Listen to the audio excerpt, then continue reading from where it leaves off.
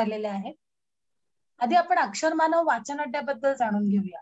अगदी आमच्या 2-3 संवादातून हा सुरू झालेला अक्षर मानव वाचन अड्डा श्रोत्यांमध्ये खूपच लोकप्रिय झालेला आहे. फक्त ऑक्टोबर महिन्यापासून सुरू झालेला हा आमचा अक्षर मानव वाचन.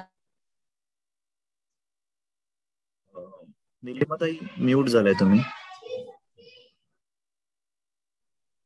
नाही, मी म्यूट नाहीये. माझा माईक ऑन आहे. आता येतोय आवाज. एक टप्पा आउट या तन्वीर सिद्दीकींपासून सुरू झालेला आमचा हा अभिवाचनाचा प्रवास अमृतपेल, पार्टनर, तप्तपदी, सुधा मूर्ती ते वीणा गवाणकरांच्या कारभार पर्यंत येऊन पोहोचलेला आहे. आणि आतापर्यंत अनेक आपले लेखक येऊन गेले, पण या वीणा गवाणकर मॅडम आमच्याकडे यायला तयार झाल्या. आधीच आम्ही खूप आभार मानतोय त्यांचे. पण ही अक्षर मानव संस्था नक्की काय करते, तर आपण आमचे आंतरराष्ट्रीय अध्यक्ष जे आहे श्रीकांत डांगे या अक्षर मानव संस्थेची ओळख करून देतो. सो श्रीकांत सर, मला वाटतं तुम्ही अक्षर मानव संस्थेची ओळख करून द्या. माझा आवाज पोहोचतोय का? येतोय. हो येतोय. नमस्कार, मी श्रीकांत डांगे. अक्षरमानव ग्रंथालय विभाग आणि वाचन अड्डा आयोजित या कार्यक्रमात तुमच्या सगळ्यांचं मनापासून स्वागत करतो. वीणाताई ह्या अक्षरमानवच्या आपल्या कुटुंबातीलच आहेत. वीणाताई, तुम्हाला या माध्यमातून पुन्हा भेटताना खूप छान वाटतंय. तुम्हाला आठवत असेल काही वर्षाआधी आपला गप्पांचा कार्यक्रम झाला होता आणि त्यानंतरही आणि सुंदर कार्यक्रम झाला होता. आणि पुन्हा एकदा अक्षर मानव च्या या कार्यक्रमाला तुम्ही वेळ दिलात, उपस्थित आहात. खरं तर माझं वैयक्तिक मत आहे आणि सगळेही त्या गोष्टीशी सहमत असतील की वीणाताईंच्या आपण बऱ्याचशा मुलाखती ऐकल्यात, त्यांची पुस्तकं वाचली आहेत, पण तरी वीणाताईंशी पुन्हा पुन्हा बोलताना नवीन काहीतरी गवसत असतं आणि त्या उत्सुकतेपोटीच आज मी पुन्हा इथं पूर्ण कार्यक्रम बसून ऐकणार आहे. खूप छान वाटतंय पुन्हा एकदा. तर आमच्या निलिमाताई म्हणाल्या की अक्षर मानवबद्दल थोडंसं बोला. आपण त्यावेळेस जेव्हा गप्पांचा कार्यक्रम घेतला होता निलिमाताई, तेव्हापासून आजपर्यंत अक्षर मानवची खूप मोठी वाढ झाली. भारतभर काय जगभर अक्षर मानवच्या शाखा निघाल्या आहेत, तिकडेही आपली माणसं आहेत. उद्दिष्ट तेच आहे. तुम्ही जी काही चरित्र नायक तुमच्या पुस्तकातून उभी केली ती माणसं होती, निव्वळ माणूस म्हणून जगणारी माणसं होती.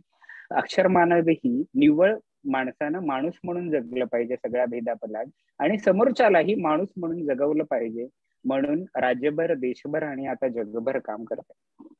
जगण्याला भिडणारे आपले जे काही विषय आहेत, म्हणजे अगदी आरोग्य, चित्रपट, पाणी, संविधान. आज संविधानावरही खूप छान कार्यक्रम झाला वीणाताई. त्या कार्यक्रमाला कोळसे पाटील स्वतः उपस्थित होते. इनामदार सर म्हणून आहेत, तेही होते. उत्तम कार्यक्रम झाला. तर जगण्याला भिडणारे जे काही विषय आहेत, त्या सगळ्या विषयांचे कार्यक्रम आपण सातत्यानं ऑनलाईन असो, सध्याच्या काळात ऑनलाईन कार्यक्रम खूप प्रमाणात घेतोय, ऑफलाईन जमेल तसं आपण घेत असतो. आणि हे कार्यक्रम माणसाला खऱ्या अर्थानं लौकिक, बौद्धिक आणि मानसिक पातळ्यांवर समृद्ध करण्याची क्षमता ठेवतात आणि त्या दृष्टीनं आपला प्रयत्न करतात. मला असं वाटतं की माणसाचा मेंदू बुद्धिवादी आणि विचारशील झाला तर या जगातले असंख्य प्रश्न सुटतील आणि ते प्रश्न सोडवण्याचा प्रामाणिक प्रयत्न अक्षर मानव म्हणून तुम्ही आम्ही मिळून करायचं. हे झालं अक्षर मानव बद्दल. अक्षर मानव अशा वेगवेगळ्या उपक्रमांची माहिती फेसबुक आणि व्हॉट्सअपच्या माध्यमातून लोकांना देतच असतात. वीणाताई, खरं तर तुमचं नाव या महाराष्ट्राला, भारताला आणि मी म्हणेन जगाला काही नवं नाहीये. तुमचा अभ्यासपूर्ण आणि सर्जनशील लेखनातून गेली अनेक दशकं तुम्ही विद्याभान जपणारे एक लेखिका म्हणून ओळखल्या जातात. आणि या गप्पांच्या माध्यमातून मला असं वाटतं की तुमच्या आयुष्याची वाटचाल असेल आणि जगण्याकडे पाहण्याचा एकूण तुमचा दृष्टिकोन. आपण गवाणकर एक होता कारभाराच्या नावाने ओळखल्या जातात, पण ही एक माझी वैयक्तिक खंत आहे की त्यांचं इतर साहित्यही तितक्याच ताकदीचं आहे. मला असं वाटतं की डॉक्टर खानकोजे जो त्यांचा प्रवास मला वाचताना आजही आठवणीत आहे. जपान पासून तो माणूस अमेरिकेमध्ये, मेक्सिकोमध्ये गेला आणि तिकडचा सर्वोच्च सन्मान त्यांना मिळतो. अगदी विलासराव साळुंखे असतील, इस्रायलमध्ये त्यांनी पाण्यावर केलेलं काम, जलनियोजन, आणि नायगाव सारख्या एरियामध्ये त्यांनी त्यावर केलेले प्रयोग, अगदी आयडा स्कडर असेल वैद्यकीय क्षेत्रातलं काम, रेमंड डिकमट असेल सर्पतज्ञ, पक्षी तज्ञ सलीम अलींचं काम असेल, किंवा रॉबी डिसिल्वा आपल्या वसईतले होते, डिझाईन क्षेत्रामध्ये त्यांचं असलेलं काम, भौतिकशास्त्र आणि जीवशास्त्रामध्ये लिज माइटनर आणि रोझी फ्रँकलिन यांचं काम, हे अगदी डोळ्यासमोर उभी राहणारी पात्र आहेत. आणि कुठेतरी वाचताना असं लक्षात येतं की हे चरित्र नायक जे तुम्ही उभी केलेत हे उपेक्षित आहेत, आणि हे उपेक्षित नायक वाचताना असं आपल्याला जगणं खूप सुट करून तुम्ही त्या पुस्तकातून सांगण्याचा प्रयत्न केलाय. एक जगण्याची नवी उमेद देतात हे नायक. एक मला असं वाटतं जगणं समृद्ध करणारी ही पात्र तुम्ही आमच्यासाठी सगळ्यांना समजेल अशा भाषेत आमच्या समोर मांडलेत. त्यामुळे खरंच तुमचं मनापासून धन्यवाद मी मानू इच्छितो. ही ध्यास आणि जिद्द, चिकाटी आणि संयमाची उदाहरणं तुम्ही आमच्या समोर जी मांडलेत, आणि त्या उदाहरणातून आम्ही आमच्या जगण्याचा प्रवास करण्याचा प्रयत्न करतोय. त्यामुळे पुन्हा एकदा तुमचे मनापासून आभार. तुम्हाला बऱ्याचदा ऐकलंय, पुन्हा एकदा ऐकण्यासाठी मी तितकाच उत्सुक आहे. त्यामुळं तुमचा आणि इतरांचा जास्त वेळ न घेता आमच्या दीपेशकडे कार्यक्रमाची पुढे सूत्र देतो आणि इथं थांबतो. धन्यवाद.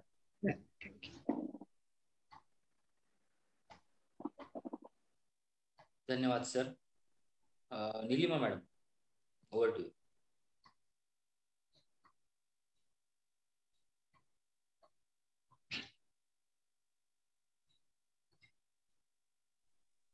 निलिमा मॅडम, आवाज येतोय? आता येतोय माझा आवाज? Yes yes. श्रीकांत सरांनी खूप छान ओळख करून दिलेली आहे खरं तर वीणा मॅडमची.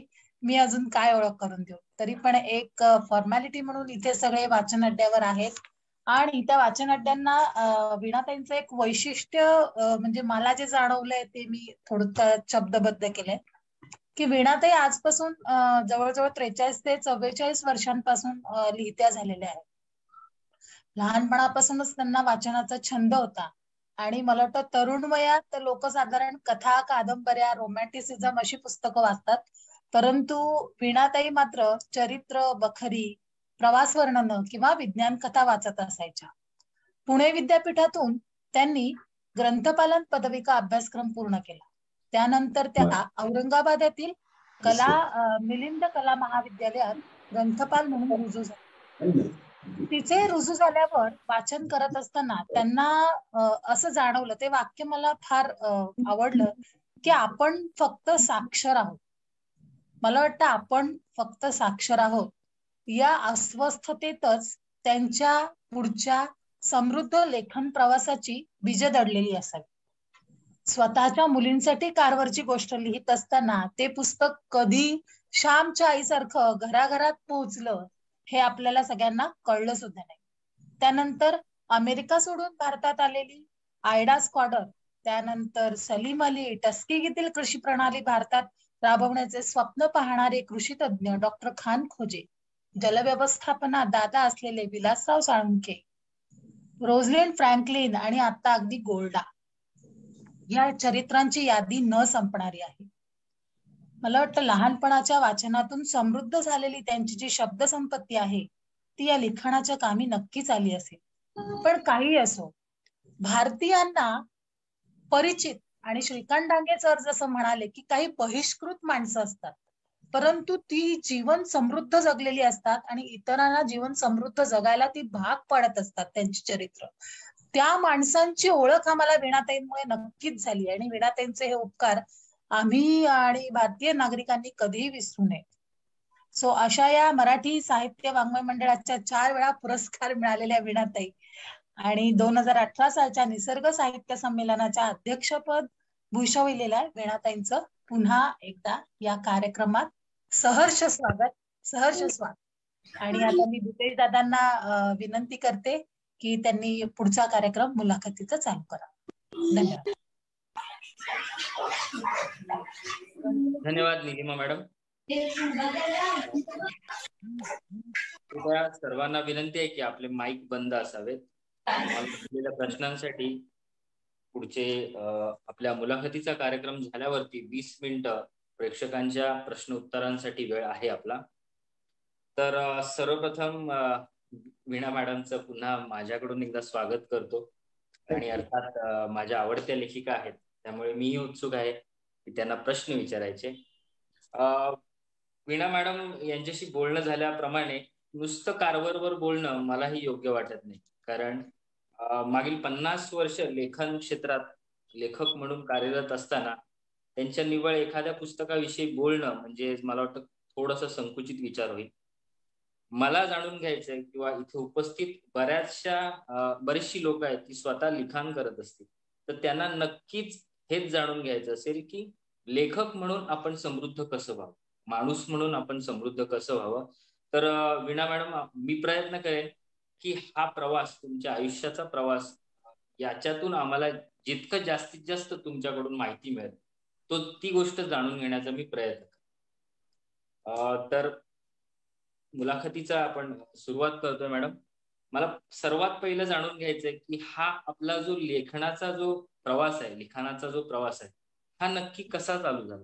या प्रवासाकडे आपली सुरुवात कशी झाली, कशा वळला? सर्वप्रथम सर्वांना नमस्कार. आणि आपल्या मुलाचा वेळ संध्याकाळचा तुम्ही माझ्यासाठी देत आहात, त्याच्याबद्दल तुम्हाला प्रथम आभार मानते. आणि लेखक प्रतिभावंत लेखक हे असं काही नाही. मी अभ्यास करणारी कष्टाळू लेखक, एवढी माझी ओळख पुरी आहे. लेखक होण्याच्या आधी मी खरी वाचक आहे. अजूनही मी वाचते आणि वाचनातूनच ऍक्सिडेंट म्हणजे अपघाताने झालेली लेखक आहे. तर अनेकदा मी, आता तुम्ही ऐकल्याच म्हटलंय माझ्या अनेक मुलाखती, ते काही पुनरुक्ती पुन्हा होणारच, की बाळपण माझं खेड्यात गेलं ते. म्हणजे त्या काळच्या 1940चं दशक, 50चं दशक, त्यावेळेचा खेड्यातला भारत आपला. तिथे मुलींना बाहेरचं जग काही नव्हतं, आउटडोर गेम्स वगैरे काही नव्हते. अशा वेळेला सोबत असायची ती फक्त पुस्तकांची, ज्याला करमणुकीचं साधन म्हणून. म्हणजे रेडिओ ऐकणं सुद्धा थिल्लरपणा समजलं जायचं. रेडिओवरची गाणी ऐकणं सुद्धा मुलींसाठी नव्हतं. अशा वेळेला वाचन एवढंच एक साधन होतं. आणि त्या वाचनाच्या, ज्या खेड्यातल्या शाळेत असून सुद्धा जी छोटी छोटी पुस्तकं वाचायला मिळाली ती खूप चांगली होती. म्हणजे मला विज्ञान कथा, साहस कथा, वैज्ञानिकांची छोटी छोटी चरित्र, ही सगळी मला त्या 7वी 8वी पर्यंत भरपूर वाचायला मिळाली. आणि त्या वाचनातूनच मी सांगून आता तुम्हाला आश्चर्य वाटेल, पण मी मराठीच्या त्यावेळेच्या साहित्य परिषदेच्या परीक्षा किंवा राष्ट्रभाषेच्या परीक्षा हिंदी आणि मराठी वाचायला मिळावं म्हणून मी दिलेल्या. म्हणजे वाचन हाच होतं. म्हणजे काही छापलेलं असलं तर ते मला वाचायला आवडायचं. सुदैवाने म्हणा किंवा एक माझा पिंड म्हणून मला म्हणा, त्या काळात, ज्या काळात खांडेकर आणि फडके टॉपला होते आमच्या काळात, त्या काळातही मी चांदबिबीची बखर किंवा यांचे परुळेकर बाईंची पुस्तकं, आपल्या जेव्हा माणूस जागा होतो सारखी पुस्तकं वगैरे ही वाचली. अमेरिकेचा प्रवास माडखोलकरांचा त्या काळात. म्हणजे मला प्रवास वर्णन, साहस कथा, उत्तर ध्रुवावरची मोहीम, दक्षिण ध्रुवावरची मोहीम, याचं कारण असं की ज्या खेड्यातून मी राहत होते, या पुस्तकांना मला बाहेरची दिशा झाली, बाहेरचं जग काय हे समजलं. आणि त्याच्यामुळे हे बाहेरचं जग जाणून घेण्यासाठी, आपल्या पलीकडचं जग जाणून घेण्यासाठी मी वाचतच आहे. वाचनातून असं झालं की जेव्हा मी माझं शालांत परीक्षा संपून कॉलेजसाठी पुण्यात आले, तेव्हा मला फर्ग्युसन सारखी कॉलेजची लायब्ररी मोठी मिळाली. हजारो पुस्तक असलेली, लाखभर पुस्तक असलेली. आणि तिथे मी आर्ट्सला असल्यामुळे सकाळचे 3-4 तास कॉलेज संपले की दिवसभर मी लायब्ररीत पडून असायचे. आणि 63 साली जेव्हा मी BA झाले, तेव्हा त्या काळात स्त्रियांना 2च मार्ग होते. एक तर बँकेत नोकरी किंवा टीचर्स, शिक्षिका व्हायचं. मला दोन्ही व्हायचं. तिथे लायब्ररीयन म्हणाले की तू सारखी, मी तुला 2-3 वर्ष बघतोय, तू लायब्ररीयन हो, तुला पुस्तकांची एवढी आवड आहे तर तू लायब्ररी. आणि मी लायब्ररीयनचा कोर्स केला. आणि मग मगाशी म्हणाले तसे लायब्ररी हे वाचन माझं खूप.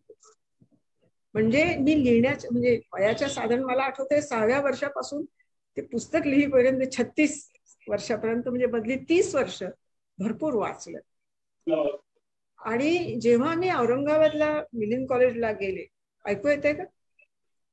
हो, येते मॅडम, येते. तिथे जेव्हा मला आंबेडकरांचं समृद्ध वाचनालय माझ्या ह्याच्यात होतं, तेव्हा मला लायब्ररीयनची ड्युटी हे करताना, कामं करताना, आणि ते सगळे ज्ञानाचे किती विषय म्हणजे शिकले होतेच मी ग्रंथपालक, किती विषय असतात, लोक कसा अभ्यास करतात. आंबेडकरांचं कुठलंही पुस्तक काढलं त्याने वापरलेलं तर त्या पुस्तकाच्या मागे एक पान असायचं, त्याच्यावर पेन्सिलनी नोट्स लिहिलेले असायचं. त्यांनी घेतलेल्या प्रत्येक पुस्तकावर पेन्सिलनी काही ना काही लिहिलेलं असायचं. तर हे सगळं एक पुस्तक, इकॉनॉमिक्सचा एखादा प्रोफेसर यायचा, मला ते माल्थिशियन थिअरी किंवा केन्सन थिअरी काढायचा, मग मला ते हे समजत गेलं की हे रेफरन्सेस कसे शोधायचे, प्रत्यक्ष पुस्तकाशी कसं व्यवहार झाला पाहिजे. ते 4-5 वर्ष मी त्या हजारो पुस्तकांच्या संगत होते. आणि त्या काळात एक लेखक घेऊन त्याची सगळी पुस्तकं, अरविंद गोखले घेतले की अरविंद गोखले, माडगुळकर घेतले की संपूर्ण माडगुळकर, असे मी वाचत गेले. हिंदी वाचलं, इंग्रजी वाचलं. मी मराठी माध्यमातून शिक्षण झाल्यामुळे एक न्यूनगंड होता की आपल्याला इंग्रजी येत नाही. मी मराठी घेऊन BA झाले कारण मला इंग्रजीची भीती वाटत होती. मग म्हणजे त्यावेळेस ओपनिंग काय असतात हीच माहित नव्हती. अशा काळात जेव्हा मी हे बघितलं भांडार, तेव्हा त्याच्यातून मी खूप वाचायला लागले. आणि त्या काळात मला सार्त्र, पिरांदोलो, लुईजी पिरांदोलो वगैरे हे लेखक मला समजले, त्यांची चरित्र वाचली. आणि जेव्हा मी मुलांसाठी पुस्तकं घ्यायला लागले, म्हणजे लग्न झाल्यावर जेव्हा मी बोलले, तेव्हा सुद्धा मी त्या काळात म्हणजे आपल्याकडे दूरदर्शन सुरू झालं त्याच्या काळात सुरुवातीकडे आमच्याकडे TV सेट नव्हता. आम्ही मुलांना लहानपणापासून बेड टाइम स्टोरी झोपताना वाचून दाखवत होते. आणि मग मी प्रस्तावनेत लिहिले तसं मी अचानक त्या लिहिण्याकडे वळले. म्हणजे ते पुन्हा सांगायला नको की मी मुलांसाठी ते लिहून ठेवलं आणि मग तर. पण वाचन आजही माझं कुठले तुम्ही म्हणता तसे मी नाही, मला एखाद्या पुस्तकाला 2, 2.5, 3 वर्ष अभ्यास करावाच, कारण माझा अभ्यासाचा विषय मराठीचा BA आहे. मराठी घेऊन मी BA झाले. मला विज्ञानाचा काही संबंध नाही, समाजशास्त्राचा काही संबंध नाही, डिझायनिंग काही माहिती. हे सगळं समजून घ्यायचं असेल तर खूप वाचावं लागतं. वाचता वाचता तुम्हाला तो विषय समजल्यावर आता मी सांगू शकेन अशी जेव्हा खात्री होते तेव्हाच मी लिहू शकते. मला समजलं नाही तर मी लिहिणार कशी. तेव्हा मला लिहिणं हा माझा मुख्य, समजून घेणं हा माझा, आणि ते समजण्यातून मग लिहिलं. ते माझ्यावर कंपल्शन नाहीये लिहिलं पाहिजे. असे अनेक विषय असतात की मनातल्या मनात लिहिले जातात, बाजूला पडतात. मी त्याच्यावर माझं दरभरण नाहीये, अर्थार्जन नाहीये, तसं माझं काही. माझं असं वाटतं की सांगितलं पाहिजे तेव्हाच मी सांग. आणि ह्या वाचन प्रवाहातच तुम्ही मगाशी एक शब्द वापरला दुर्लक्षित. ही दुर्लक्षित नाही, अलक्षित आहे, अनसंग हिरो आहे. लोकांना त्यांचं मोठे पण माहिती आहे होतं, पण ते अलक्षित राहिले. तर हे मला मराठीत दिसले नाही. मराठीत हे लोक मला दिसले असते, हे चरित्र नायक मराठीत सापडले असते तर मी लिहिलं नसतं. किंवा अनेक मराठी लोक माहिती आहे ना तुम्हाला, मग मी आणखीन त्याच्यावर वेगळं काय थोडस वेगळं सांग. पण हे लोक माहीतच नाहीये, तेव्हा यांची नव्याने ओळख होती. आणि तो परिचय आहे, कारण मी त्या क्षेत्रातली तज्ज्ञ नाहीये. एखाद्या व्यक्तीचा परिचय आपण करून देतो तेव्हा त्याला पूर्ण आपण उभा करू शकत, परिचयच असतो. तसे हा माझे जे 9-10 चरित्र आहे ती परिचय आहे. त्यातल्या अभ्यासूंनी त्याच्या खोलात उतरून त्यांना समजून घेऊन सांगितलं. त्या लेखक असण्यापेक्षा मी आधी वाचन. नक्कीच मॅडम, म्हणजे एक समृद्ध लेखक हा पहिला समृद्ध वाचक असतो. एक मिनिट, मगाशी तुझा भाषेचा पण एक प्रश्न काढला ना, मला वाटतं हेच तुम्ही खूप वाचल्यानंतर असं वाचायला आवडतं आणि असं वाचायला आवडत नाही, अशी एक आपली मनाची धार. आणि मग जसं आपल्याला वाचायला आवडतं तसं आपण लिहायचा प्रयत्न.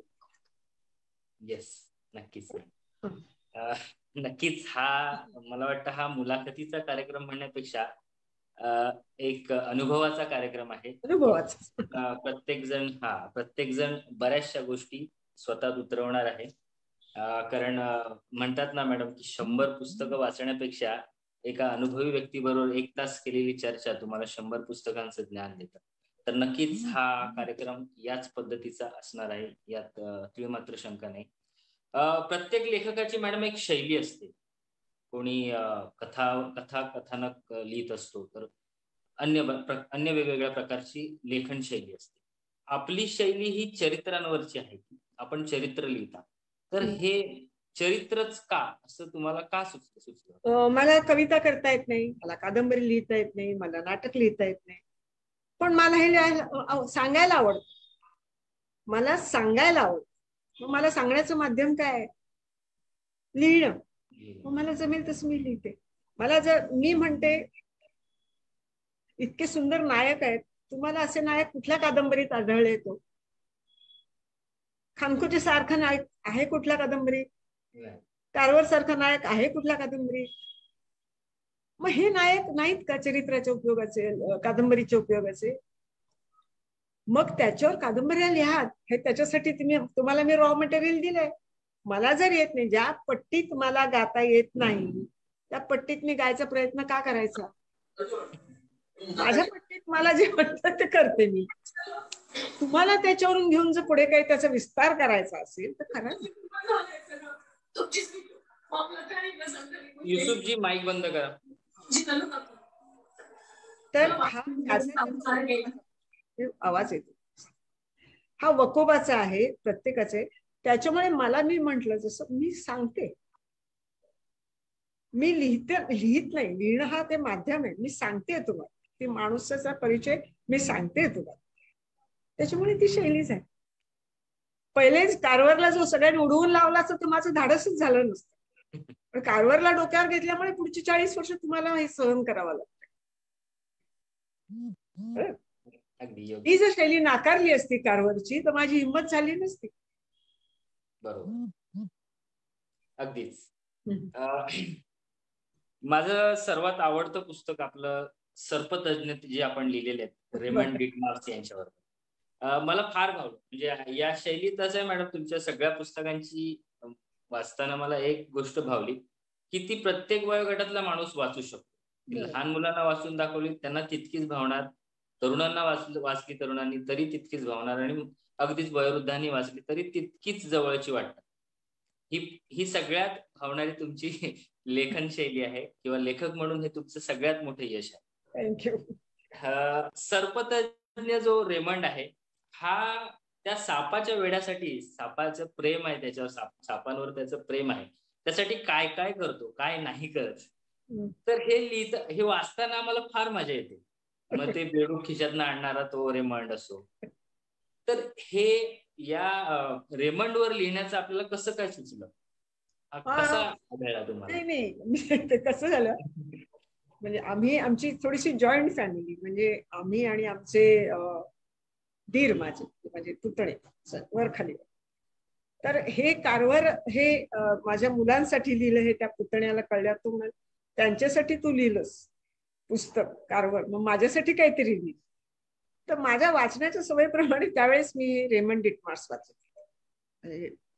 होते योगायोगाला.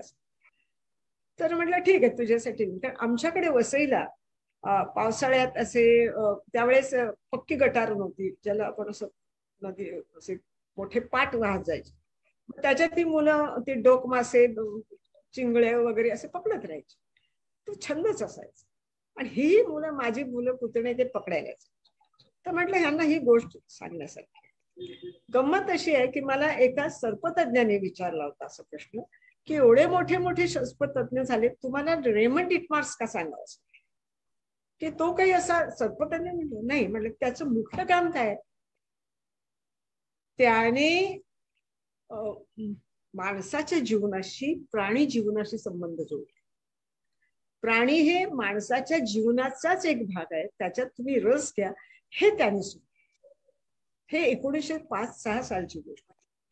म्हणजे ज्यावेळेस सर्प काय, कुठले प्राणी काय, हे जे तुमच्या माणसाच्या, ज्याला आपण म्हणून इंटरेस्ट आहे किंवा त्यांच्या कुतूहलाचा भाग नव्हता, सर्वसामान्यपणे अशा वेळेला शाळातून किंवा त्याच्या व्याख्यानाच्या माध्यमातून प्राणी जीवन, सर्प जीवन हे माणसाच्या जीवनाशी जवळ आणलं. आणि हा मला महत्वाचा भाग. आणि अप्रत्यक्षपणे हा पर्यावरणाशी सुद्धा संबंधित आहे. सापासारखा ह्याच्यावरती तुम्ही प्रेम कराल का घुबडावर प्रेम कराल, हे असं वेगळं वेगळं काढून असं तुम्हाला सेक्शन करून भाग करून नाही सांगतात. हा पर्यावरणाचा एक. तर मला त्यांचं ते त्या काळातलं आणि त्यांना त्यावेळेचं मला वाटतं थिओडोर रुझवेल्टचं त्यांना मला वाटतं पत्र आहे की तुम्ही फार मोठं काम केलं की मानवी जीवनाशी प्राणी जीवनाचा जवळीक साध. ते जवळीक साधण्याचं काम रेमंड डिटमानने केलं. आणि मग त्याने त्या काळात आता आपण म्हणजे मला वाटतं निलेश कुमार खैरे म्हणून त्यावेळेस प्रसिद्ध होते, ज्यांचं कात्रज घाटात एक सर्पालय वगैरे नंतर त्यांनी उभं केलं. त्यांचं मला असं एक हे आलं होतं की आम्ही पण साप पकडतो की नाही करतो, पण ज्या पद्धतीने तुम्ही त्याची कथा सांगितली किंवा त्याचं बालपण सांगितलं आणि कसा वळला, त्यांनी एक प्रकारचं कुतूहल निर्माण होतं मुलांच्या. आणि माझं तेवढंच होतं की काय सांगायचं मुलं की एखाद्या मुलाला वेगळा छंद आहे, एखाद्या मुलाला एखादं काय म्हणूया आपण हौस असते काहीतरी करून बघायची. कोणाला दगड गोळा करायची असते, कोणाला साप कीटक गोळा करायची, कोणाला काही नाणी गोळा करायची. कदाचित असा छंद जोपासण्याला जर अभ्यास त्याच्या मागे गेला छंदाच्या मागे, तर त्याच्यातून शास्त्रज्ञ तयार होऊ शकतो. ह्याचं हे होतं. नुसतं छंद म्हणून करण्यापेक्षा त्या छंदाचा अभ्यास जर झाला, अभ्यासाचा व्यासंग झाला, तर त्याच्यातून शास्त्रज्ञ होऊ शकतो. जी भीती त्याच्या वडिलांना वाटत होती की आपला मुलगा वाया जाईल, तसं न होता तो एक जगप्रसिद्ध सर्पतज्ञ होऊ शकला. हाही एक अप्रत्यक्ष संदेश त्याच्यामुळे मला ते आणि ते लहान मुलांसाठीच मी लिहिलं. त्याच्यामुळे त्याचा फार विस्तार न करता एक सापांची माहिती, त्याचे काही मनोरंजक अनुभव एवढंच घेऊन मी त्यांना ते सांगायचा प्रयत्न केला. नक्कीच मॅडम, हे फार म्हणजे त्यामध्ये काही गोष्टी अशा पण आहेत की त्याची माहिती त्या गोष्टी म्हणजे सापाविषयीची बरीचशी माहिती पण मिळते. म्हणजे सापाची कात काढण्यासाठी ते रेमंड काय करतात, किंवा जेव्हा जन्माला आलेलं पिल्लू असतं सापाचं, त्याला एक शिंग असतं. या विशेष गोष्टी आहेत. म्हणजे बऱ्याचदा आमच्या या वयापर्यंत मलाही माहित नव्हत्या. ते पुस्तक वाचल्यावर माहित नव्हतं. म्हणजे मी हे माझी एक सवय, म्हणजे तुम्ही न विचारणाऱ्या प्रश्नाला थोडस मध्ये उत्तर दे. माझे हे विषय नसल्यामुळे माझं जेव्हा लिहून होतं, पहिला ड्राफ्ट लिहून होतं, तेव्हा मी त्यातल्या तज्ज्ञाला वाचायला दे कुठलंही. का? कारण आपण आपली समजूत चुकीची असेल, आपली माहिती चुकीची असेल, किंवा एखाद्या गोष्टीचा अर्थ आपण चुकीचा लावत असू, तर तो छापला जायच्या आधी दुरुस्त करता.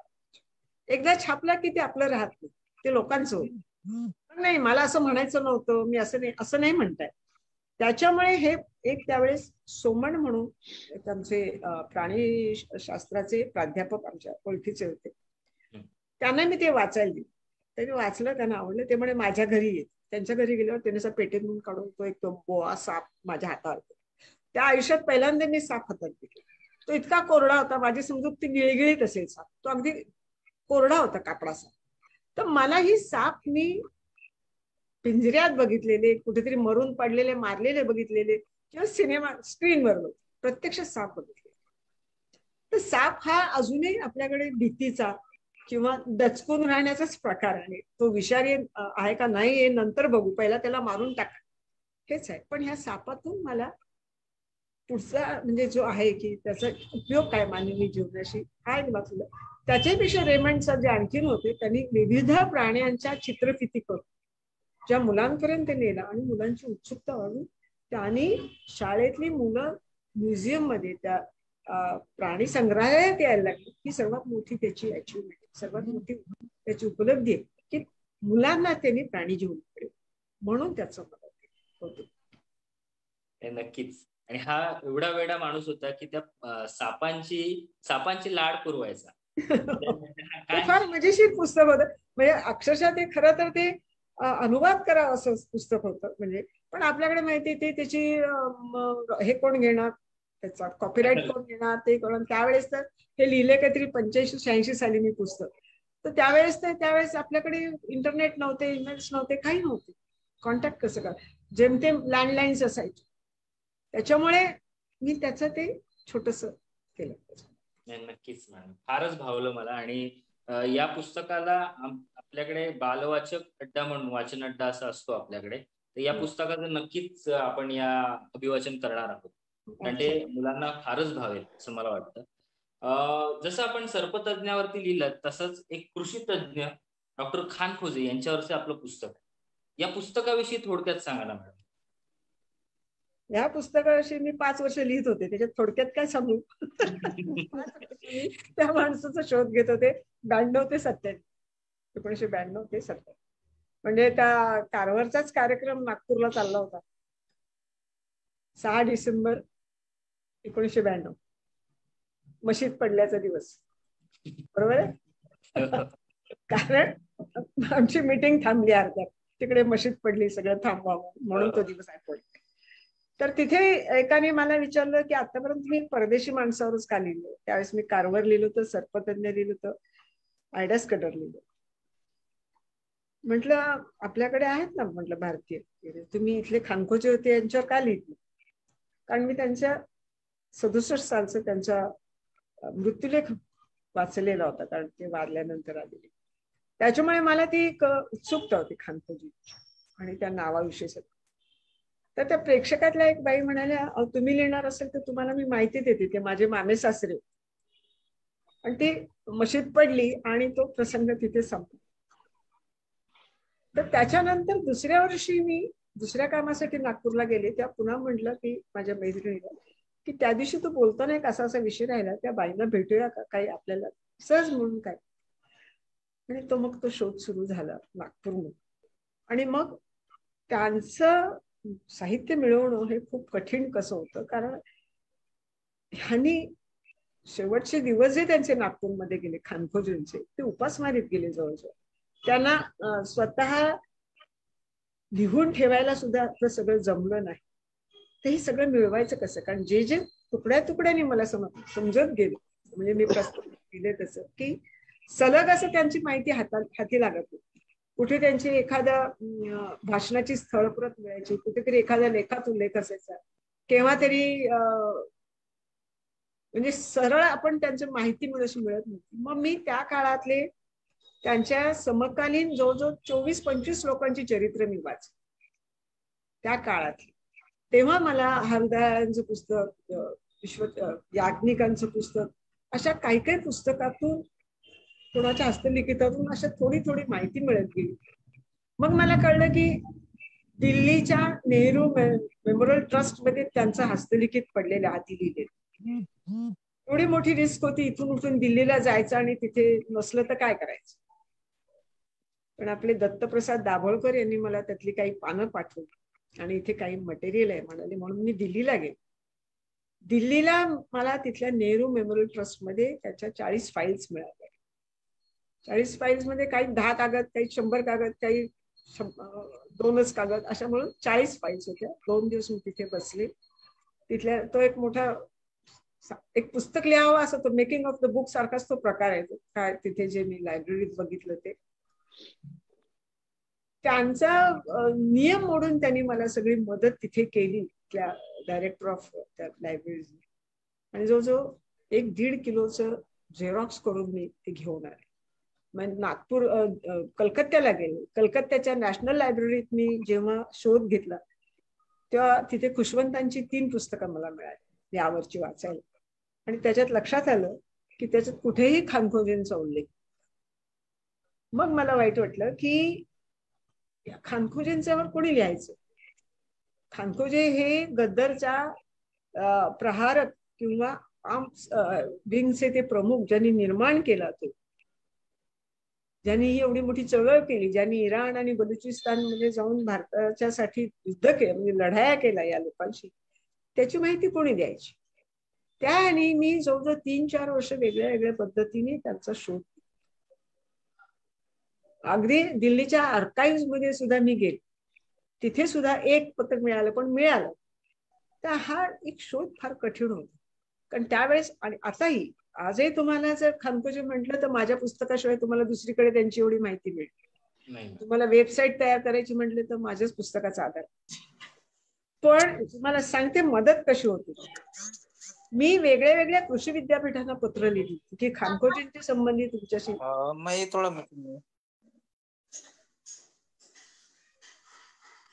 वेगळ्या वेगळ्या कृषी विद्यापीठांना मी पत्र लिहिली की खानखोजींच्या संबंधी काही माहिती असेल तर मला पाठवा. तर अकोल्याच्या पंजाबराव कृषी विद्यापीठाच्या लायब्ररीनी सरळ मेक्सिकन एम्बेसीला पत्र पाठवले आणि मेक्सिकन एम्बेसीने मेक्सिकन आर्काइव्ह मधली 50 पानं स्पॅनिश भाषेतली मला पाठवली. त्याच्यात खानखोजींचे फोटो. ओके मैं उधर जाता. थँक्यू. सॉरी बेटा. ते स्पॅनिश भाषेतले असल्यामुळे मग खानखोजींची मुलगी दिल्लीत होती, ती मुंबईला आली होती, तिची मातृभाषा स्पॅनिश. तिने ती मला पानं वाचून दाखवली, त्यांचे अर्थ सांगितले आणि मग मी एक अधिकृतपणे त्यांचं मेक्सिकोतलं आयुष्य लिहू शकले. म्हणजे तुम्ही कष्ट केले, तुम्हाला मदतीला सुद्धा माणसं व्यवस्थित येतात. हा त्याच्यातला एक चांगला अनुभव मला या पुस्तकाने दिला. कारण जे काही 5 वर्ष मी शोध घेत होते तिथे अनेक प्रकारचे अनुभव आले. त्यातले चांगले अनुभव असेच होते की ज्याच्यातून लोकांना मदत करायला आवडते दुसऱ्याला, हे दिसून आलं. खरंच तुमच्या प्रत्येक पुस्तकामागे तुमची जी मेहनत आहे ती आम्हाला वाचतानाही जाणवते आणि आता तुम्ही ज्या पद्धतीने सांगत आहात तर नक्कीच ग्रेट आहेत. तुम्हाला परस्पर विरोधी सुद्धा माहिती मिळत असते. बरोबर. म्हणजे खानखोजी शोधत असताना मला एक मोठे सुशिक्षित आणि उच्च प्रतिष्ठित रिटायर्ड व्यक्ती मला, काय तुम्ही काय लिहिताय, कुणावर लिहिताय, काय त्यांनी केलं इथे, उगीच नाव मोठे म्हणून काय करता. आणि मग मलाही तसंच वाटलं की आपण विभूती पूजा करतोय की काय. पण जेव्हा रिव्होल्युशनरीज इन इंडियन रिव्होल्युशनरीज इन रशिया हे पुस्तक जेव्हा मिळालं मला आणि त्यात खानखोजे लेनिनशी भांडत होते हे जेव्हा मला वाचायला मिळालं, तेव्हा मला म्हटलं या माणसाला, सुशिक्षित माणसाला काहीच माहित नाही, हे आपण सांगितलं पाहिजे. हे जे असतं ना, वाचणारा लेखक का होतो, तर किमान एवढं तरी आपण त्याचं डॉक्युमेंटेशन ठेवूया. वाचता वाचता मिळाले हेच त्याच्यात. नक्कीच. कदाचित ही सगळी मंडळी आम्हाला फार कठीण वाचायला मिळाली असती, जी तुमच्यामुळे आम्हाला मराठीत मिळत आहेत. फार कठीण झालं असतं नाही तर. म्हणजे आता आजची आठवण सांगायची म्हणजे यदी फडके, आपले डॉक्टर यदी फडके. येस. मला कल्पना नसताना त्या एका आमच्या छोट्या गावातल्या संमेलनाला ते अध्यक्ष म्हणून आले होते. मला हे नसताना ते एकदम जाहीरपणे म्हणाले की लिहिण्यावरती कोणाची मक्तेदारी नसते. गृहिणी असलेल्या वीणा गवाणकरने खानखोजी सारखी एवढी मोठी व्यक्ती कुठलाही मेथडॉलॉजी माहिती नसताना ज्या पद्धतीने शोधून काढली आणि आपल्याला एक इतिहासाचं नवीन पान दिलं, हे त्यांनी त्यावेळेस उल्लेख केला. दुसरे आपले होते, तुम्ही कदाचित सामंत, बाबुराव सामंत, समाजवादी, त्यांनी याचं एक मला पत्र लिहिलं होतं की आम्हाला माहिती नव्हतं खानखोजींची, इतकं त्यांनी काम केलं. अशा मोठ्या मोठ्या लोकांनी मला ऐकलं की आम्हाला हा माणूस माहिती नव्हता. कारण असे, आणि हेच आहे तुला तुम्ही जे विचारते त्याचा थोडासा दुसरा भाग असा आहे की असे अनेक असतील, एक खानखोजांपेक्षाही मोठं काम केलेले अनेक असतील, पण ते गेले ना, हरवून गेले इतिहासात. मधनं हरवलेला आहे, सापडलाय तर तो बघायचा. मला वाटतं असे जे अनसंग हिरो जे आहेत ते आणखीन आमच्यापर्यंत पोहोचवण्यासाठी आणखीन आम्हाला 100 वीणा गवाणकर हव्यात. या मुलाखतीतून झाले तरी खूप आहे ना. ज्यांना लिहिण्याचं आहे ते लिहिण्याचा काय म्हणू, हा अनुभव जर कोणाला प्रेरित करतील तर आनंद आहे. पुढे मॅडम जसं सर्पतज्ञ आपले रेमंड होते, तसंच तुम्ही पक्षीतज्ञ किंवा पक्षीप्रेमी सालीम अली यांवरती आपण सालीम अली यांच्याविषयी आपण लिहिले. येस. तर सालीम अली हे बऱ्याच जणांना प्रेरणा देणारे आहेत पक्ष्यांसंदर्भात किंवा निसर्ग प्रेमास.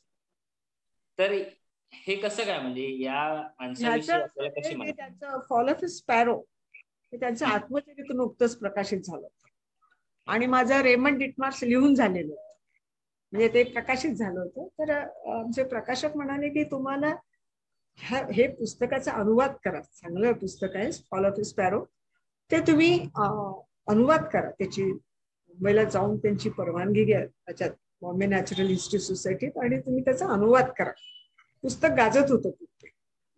तर मी त्यांची बॉम्बे नॅचरल हिस्ट्री सोसायटीच्या माध्यमातून त्यांची मुलाखतीची वेळ, त्यांची भेट घ्यायची वेळ ठरवली. दुर्दैवाने 2 दिवस आधीच ते वारले. त्याच्यामुळे ती परवानगी घ्यायची राहिली. मग मी त्याच्यानंतर बॉम्बे नॅचरल हिस्ट्री सोसायटीत गेले आणि त्यांच्या सहकार्याशी जेव्हा बोलायला लागले तिथल्या, त्या लक्षात आलं की आत्मगौरव होऊ नये म्हणून किंवा स्वतःचेच पवाडे गायल्यासारखं होऊ नये म्हणून सालीम अलींनी पुष्कळशा गोष्टी सांगायच्या टाळल्या आपल्या पुस्तकात. आणि त्यांच्याबद्दलचे मजेशीर अनुभव त्या लोकांच्याकडे, सहकार्यांच्या. मग मी त्यावेळेस वॉकमन म्हणून छोटे टेप रेकॉर्डर असायचे त्या काळात, म्हणजे 85-90च्या काळात वॉकमन असायचे. छोट्या त्याच्यात टीडी छोट्याशा कॅसेट्स असायचे. तो मी घेऊन जाऊन मी अनेकांच्या मुलाखती रेकॉर्ड केल्या. डाऊन द मेमरी लेन म्हणून दूरदर्शनवरती ज्या काही मुलाखती व्हायच्या त्या मला फिल्म्स डिव्हिजन कडून तिथले प्रभाकर पेंढारकर होते, त्यांनी मला दिले. अशा काही गोष्टी मिळाल्या. लक्षात आलं की जे त्यांच्या फॉल ऑफ स्पॅरो मध्ये आलेलं नाही स्वतःविषयीचं किंवा त्यांचं हे असं अजून बरंच शिल्लक आहे. त्याच्यामुळे मी ते पुस्तक बाजूला ठेवलं आणि त्यावेळेस वर्तमानपत्रातून आवाहन केलं की ज्यांना कोणाने सालीम अलींच्या सहवासात आले असतील आणि अनुभव असतील, आठवणी असतील, त्यांनी मला त्यावेळेस लोकसत्ताच्या ह्याच्यावर मी मागवलं होत्या आणि त्याच्यावरून मग मी गेलो. तर मला बऱ्याच त्याच्या आठवणी आल्या. त्यांच्या नात्यातले जे भाऊबंध होते त्यांनी मला त्यांचे काही जुने फोटो, डायरीज वगैरे दिले आणि तो माझ्या आयुष्यातला पहिला इंटरव्ह्यूज घेऊन आणि माहिती जमवून अशा प्रकारे मी ते एक छोटं खाली चरित्र आहे. त्यांच्या पक्षीप्रेमापेक्षा, बर्ड वॉचिंग पेक्षा त्यांचं महत्व जे होतं ते वेगळं आहे. ते आहे पक्षी वर्तन शास्त्राचा अभ्यास. पक्षी कसे वागतात, पक्ष्यांच्या वागण्यातून तुम्हाला काय समजतं, त्यांच्या पर्यावरणाची नातं काय आणि ह्या सबंध सचिवाच्या साखळीत पक्ष्यांचं स्थान काय, हा भाग आणि पर्यावरणाची चळवळ जी आज आम्ही म्हणते पर्यावरण हे 1925 साली सालीम अलींनी सुरू केले. त्यावेळेस त्यांचा आवाज एकटाच होता, आता तो वाढलेला आहे त्यांचा. परंतु ज्यावेळेस कसलीही साधनं नव्हती अशा काळात त्या माणसाने भारत विंचरून काढला. तो केवळ बर्ड वॉचिंग, पक्षी निरीक्षणासाठी नाही, पक्ष्यांचा अभ्यास केला. आणि ब्रिटिशांच्या काळात जे ब्रिटिश पक्षीप्रेमी होते त्यांनी काही चुकीच्या नोंदी ठेवल्या. चुकीच्या नोंदी म्हणजे असे की हे लोक आपल्या हाताखालच्या शिपायांना, नोकरांना पक्ष्यांची अंडी, घरटी वगैरे गोळा करून आणायला सांगतात. तिथे कुठेतरी गफलत व्हायची, चुकीची माहिती दिली जायची आणि ती चुकीची नोंदवली जायची. हे जेव्हा सालीम अलींच्या लक्षात आलं तेव्हा ठरवलं या सगळ्या चुका दुरुस्त करणं हे आपलं काम. तेव्हा ते नुसते जे पक्षी बघत हिंडत होते ते नाही, त्यांनी त्याच्या शास्त्रशुद्ध नोंदी केल्या, त्यांचं वर्गीकरण केलं, त्यांच्या वर्तनशास्त्राचा एक अभ्यास वेगळा एथॉस तो त्यांनी केला आणि एक वेगळं भारतीय पक्षीशास्त्र निर्माण केलं. म्हणून त्यांना पद्मभूषण, पद्मविभूषण वगैरे या सत्य झाला. तो त्याच्यामुळे भारतीय लोकांना त्यांची फारशी कळी नाही, परंतु आंतरराष्ट्रीय त्यांच्या स्तरावरती ते फार मोठे मान्यवर असे पक्षी होते. पॉल गेट्टी पुरस्कार वगैरे त्यावेळेस त्यांना मिळाले.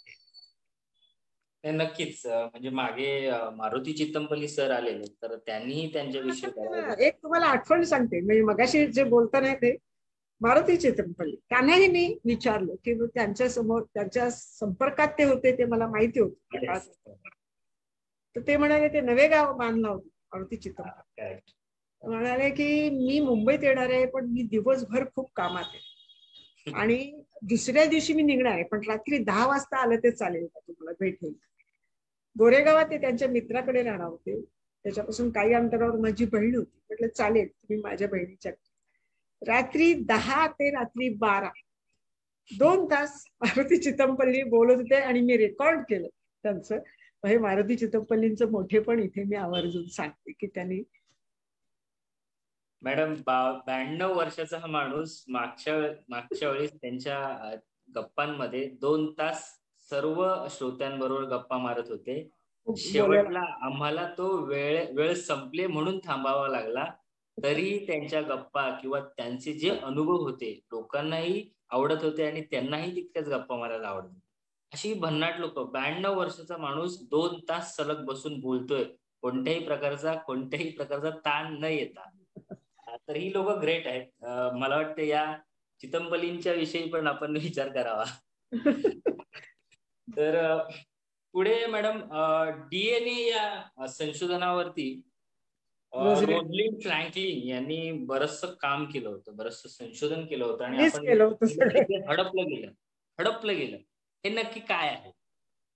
म्हणजे आता मला एकदम त्याचं शास्त्रीय असंही सांगता नाही, पण जे मला समजतंय की ते जे डीएनएचं हे सूत्र असतं कसं किंवा त्याचं स्ट्रक्चर कसं असतं याचा अभ्यास चालू होता आणि त्याच्या कशा पद्धतीने रचना करता येईल त्याच्यासाठी काही क्रिस्टलोग्राफी, काही त्या जे हे असायचे डीएनएचे जे काही असायचे तंतू त्याचा तो फोटो घ्यायचे हे चालू असायचं. ते तिने जे फोटो काढले होते ज्याच्यात त्यांचे स्थित्यंतर कसं होतं ते दिसणार, ते फोटो तिचे त्या विल्किन्सनी सोडून वॉटसन आणि क्रिकला गेले. त्याने त्याचा आधार घेऊन त्याच्यावरती ते डीएनएचं स्ट्रक्चर कसं उभं असतं ते दाखवलं. तर मुळात त्या फोटो खेरीज ते शक्य झालं नसतं. तो जो फोटो तिचा क्रिस्टलोग्राफर, तो फोटो नंबर 51 म्हणून तो प्रसिद्ध आहे त्याच्यात ती स्थिती कशी होतात त्या डीएनएची जी दाखवली होती. त्याच वेळेस ह्याच्या अमेरिकेत सुद्धा त्याच्यावर संशोधन चालू होतं आणि तेही एक नोबेल विनर तो करत होता. अशा वेळेला हे अतिशय महत्वाचं संशोधन जो क्रिस्टलोग्राफरचा जो फोटो होता तिचा, तो एक्सरे सारखा असतो, तो चोरला आहे अक्षरशः, तिच्या नकळत नेला काढून तिच्या ड्रॉवर मधून. त्याच्यावरून त्यांनी ते स्ट्रक्चर उभं केलं आणि त्या तिघांनीही शेवटपर्यंत तिला, त्यासाठी मी ते 3 लोकांची आत्मचरित्र वाचली होती सगळं, म्हणजे बाकीचं वाचलं. जेमतेम क्रिकनी जरासा उल्लेख केलेला आहे, वॉटसननी शेवट, पण आता शेवटी अजूनही ते हयात आहेत. आता कुठेतरी माझा क्रॉस माझ्या खांद्यावर वगैरे म्हणायला लागले. आणि विल्किन्सनी सुद्धा आपलं नाही, ती जरा रागेट कमी असती, जरा थोडीशी कमी संतापणारी असती तर आमचं मैत्री झाली असती वगैरे वगैरे म्हणून टाळलं. परंतु तिच्या ऑस्लिंग नावाच्या विद्यार्थ्यांनी हे सिद्ध करून दाखवलं की ती डीएनए स्ट्रक्चर उभं करण्याच्या जवळजवळ आलं. कारण त्या आता हे संगणकामुळे काही सेकंदात होणाऱ्या गोष्टीसाठी त्याकडे ती गणितं करायला 4-4 दिवस लागतात. ते फोटो घेतल्यानंतर त्याचं गणिती पद्धतीने विश्लेषण करण्यासाठी 5-5 दिवस घालवायला लागायचे. आता ह्या संगणकीकरणामुळे किंवा या तुमच्या नवीन टेक्नॉलॉजीमुळे ते काही मिनिटात किंवा सेकंदात. तर ते जे प्रूफ आहे तिची, त्याच्यावरून त्यांनी असं मांडून दाखवलं की हे तिने जवळजवळ पूर्ण केलं होतं आणि हे त्याने हे केलं. पण तिचं मोठेपण असं आहे की त्याच्याही पुढे आरएनए तिने डीएनए नंतरचा पुढचा आरएनए वरती जे संशोधन केलं किंवा पूर्वी आधीचं तिचं कोळशावरचं जे संशोधन तेही तितक्याच.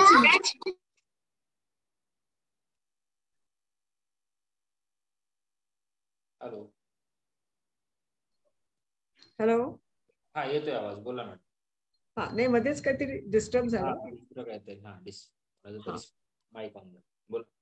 हा, तर ते त्याच्यामुळे तिचं संशोधन वेगळ्या वेगळ्या प्रकारचं होतं. परंतु लीज मायटनर काय किंवा ही रोझलिंड फ्रँकलिन ह्या पुरुष प्रधान जिथे जी क्षेत्र होती, गणित काय, भौतिकशास्त्र, हे संशोधन काय, तर अशा काळात त्यांनी परिस्थिती पुढे शरण न जाता स्वतःला टिकून ठेवून जे संशोधन केलं आणि हे संशोधन करत असताना स्वतःच स्खलन कुठे होऊ दिलं नाही.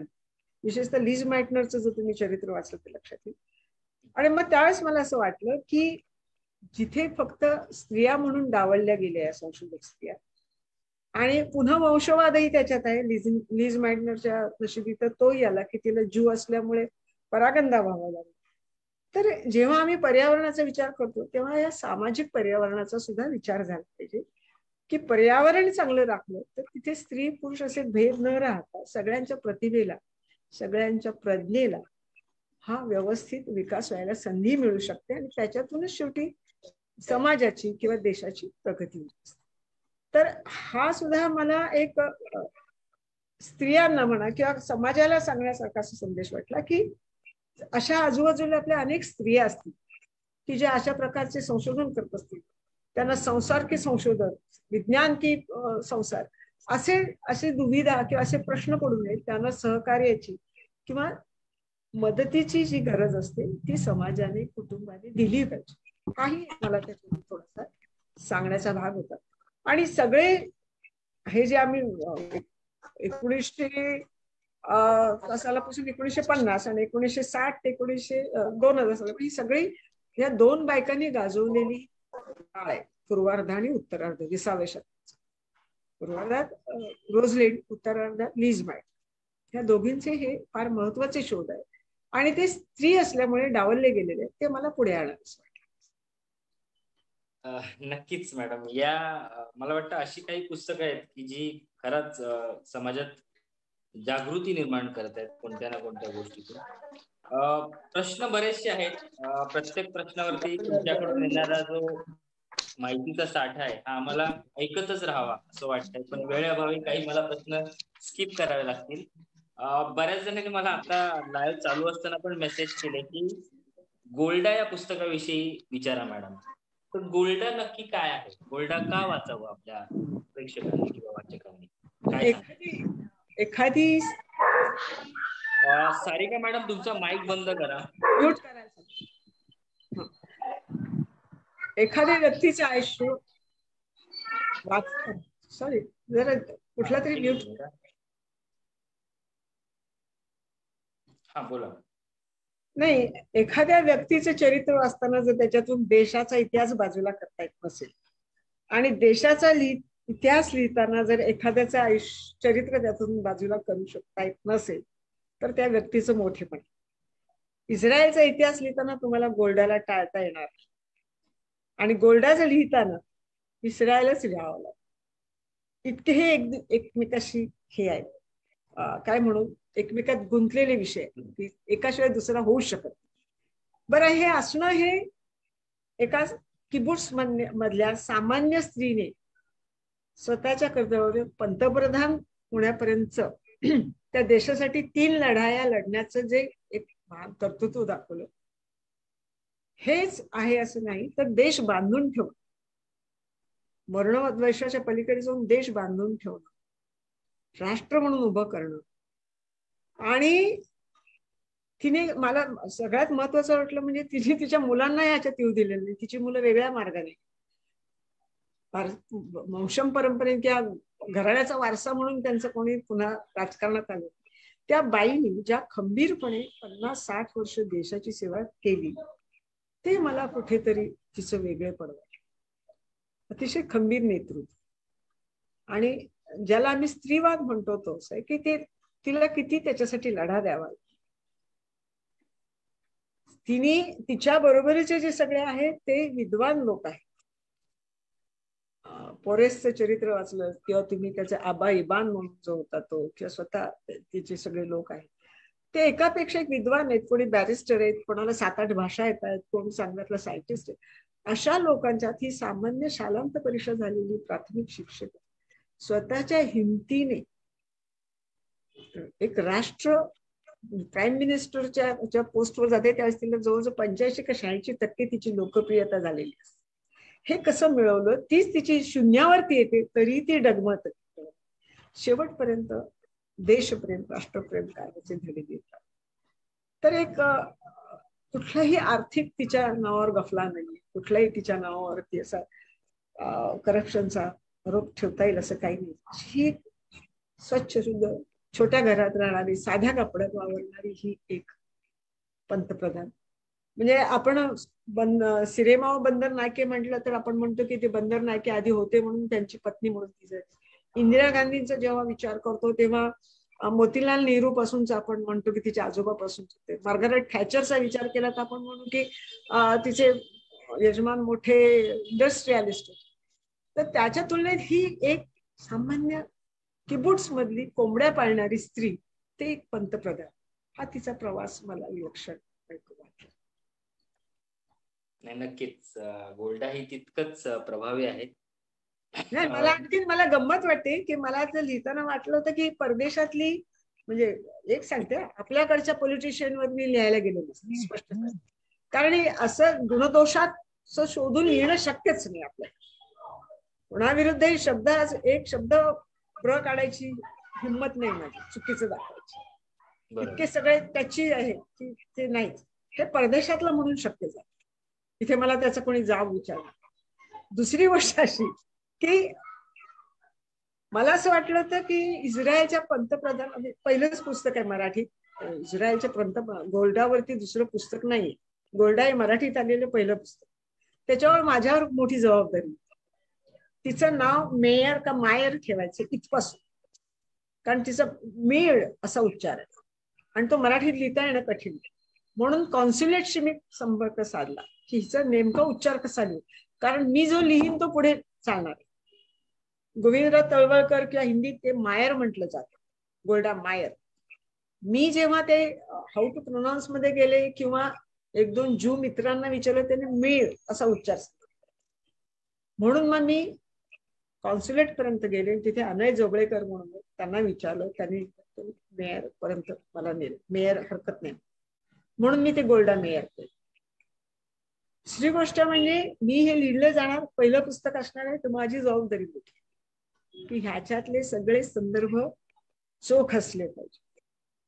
हा कुठून घेतलास तू, कसं लिहिलं हे, कारण एक तिच्या परस्पर तिच्या विरुद्ध मत तिच्याबद्दल असणारे लोक आहेत, दोन्ही बाजू आपल्याला तपासायला. त्याच्यामुळे तो महत्वाचा भाग होता की हे सांभाळून लिहिणं भाग होतं. त्याच्यामुळे ती जबाबदारी एक होती. आणि मला एक भीती होती की ह्या परकीय पंतप्रधानांबद्दल कुणाला एवढी उत्सुकता असेल का. पण मला वाचकांचे अगदी जाहीर आभार मानायचे की कोरोनाच्या काळात सुद्धा तिची 5वी आवृत्ती मिळाली. म्हणजे कोरोनाच्या काळात त्याच्या एवढी लोकांनी हजार म्हणजे 5,000 कॉपीज त्याच्या गेल्या.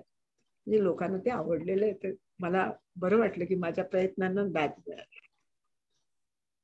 मॅडम, परफेक्शन आणि सत्य ही तुमच्या लेखनाची मला वाटतं जमेची बाजू आहे आणि त्याचमुळे प्रत्येक वाचकापर्यंत पोहोचते. परफेक्शन पेक्षा मला असं वाटतं की जास्तीत जास्त लिहिण्याची घाई करण्यापेक्षा, म्हणजे तुम्ही जर म्हणाल आता वयाचं अंतर घेऊन मी असं म्हणेन की नवीन लिहिणार आहे असे मी म्हणेन 40 वर्ष, तुम्ही तपासायला शिकलं पाहिजे. तपासून घेणं गोष्ट. आणि तुम्ही जर वाचन असेल तर तुमची चिकित्सक बुद्धी ठिकाणावर असते. जे आपण वाचतोय ते चूक आहे का बरोबर, हे फोटोशॉप आहे का खरा फोटो, हे मनगडंत आहे का खरं आहे. गुगलवर मिळणाऱ्या सगळ्याच गोष्टी खऱ्या असतील यावर माझा विश्वास कधीच नसतो. तुम्ही जर स्वतः वाचलेलं असेल तर तुम्ही तर्काने समजू शकता हे खोटं काय आहे, मनगडंत काय, घडवलेलं काय, वेग काय. तर त्याच्यासाठी तुम्हाला परत खूप वाचावं लागतं. असं काही नाही, पडताळणी करावी लागते. सत्यता. आणि त्यातून माझ्यासारखं जर त्या विषयातला नसेल तर त्याच्यावर ही जास्त जबाबदारी असते. बरोबर, अगदी योग्य मॅडम.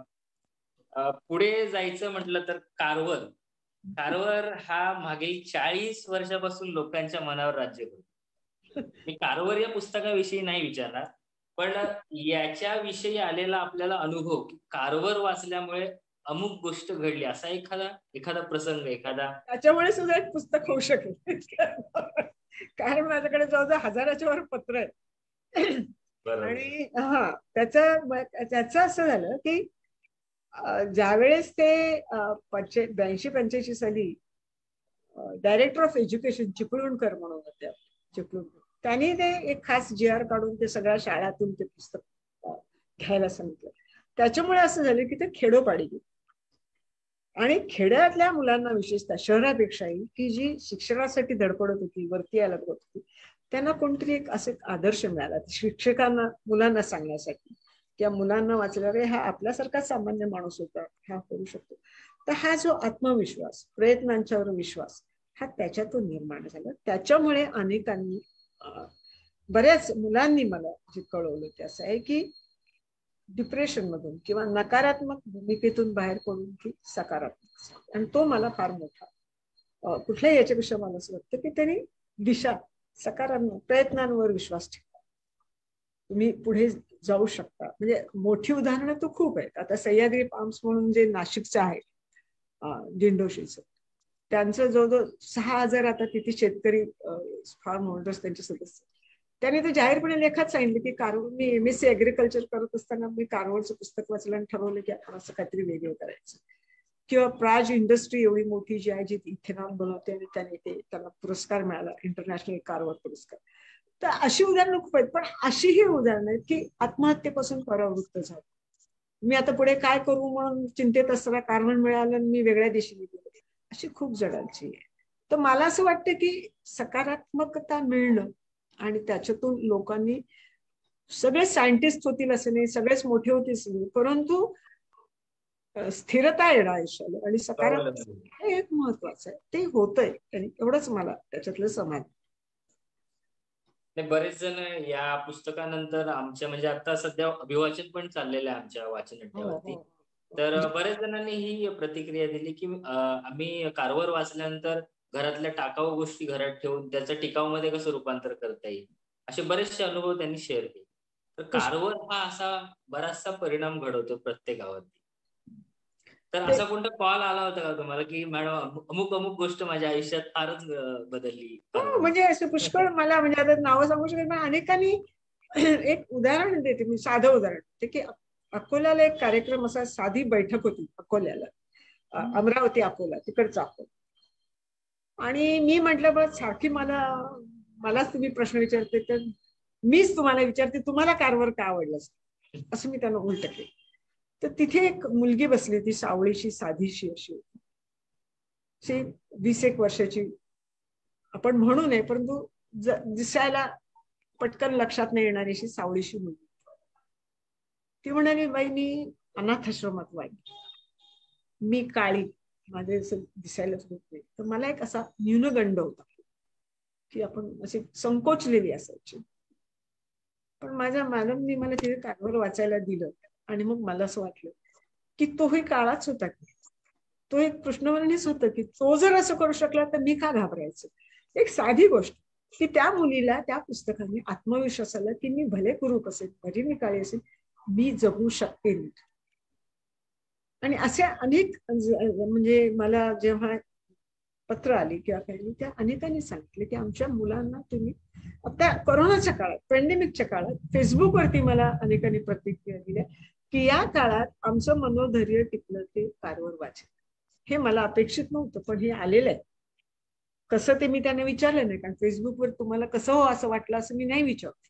परंतु त्यांनी लिहिलंय की यावेळेस आम्ही वाचलं तेव्हा आमचं पुन्हा डिप्रेशनला बाहेर पडण्यासाठी या पुस्तकाची कुठेतरी सकारात्मक.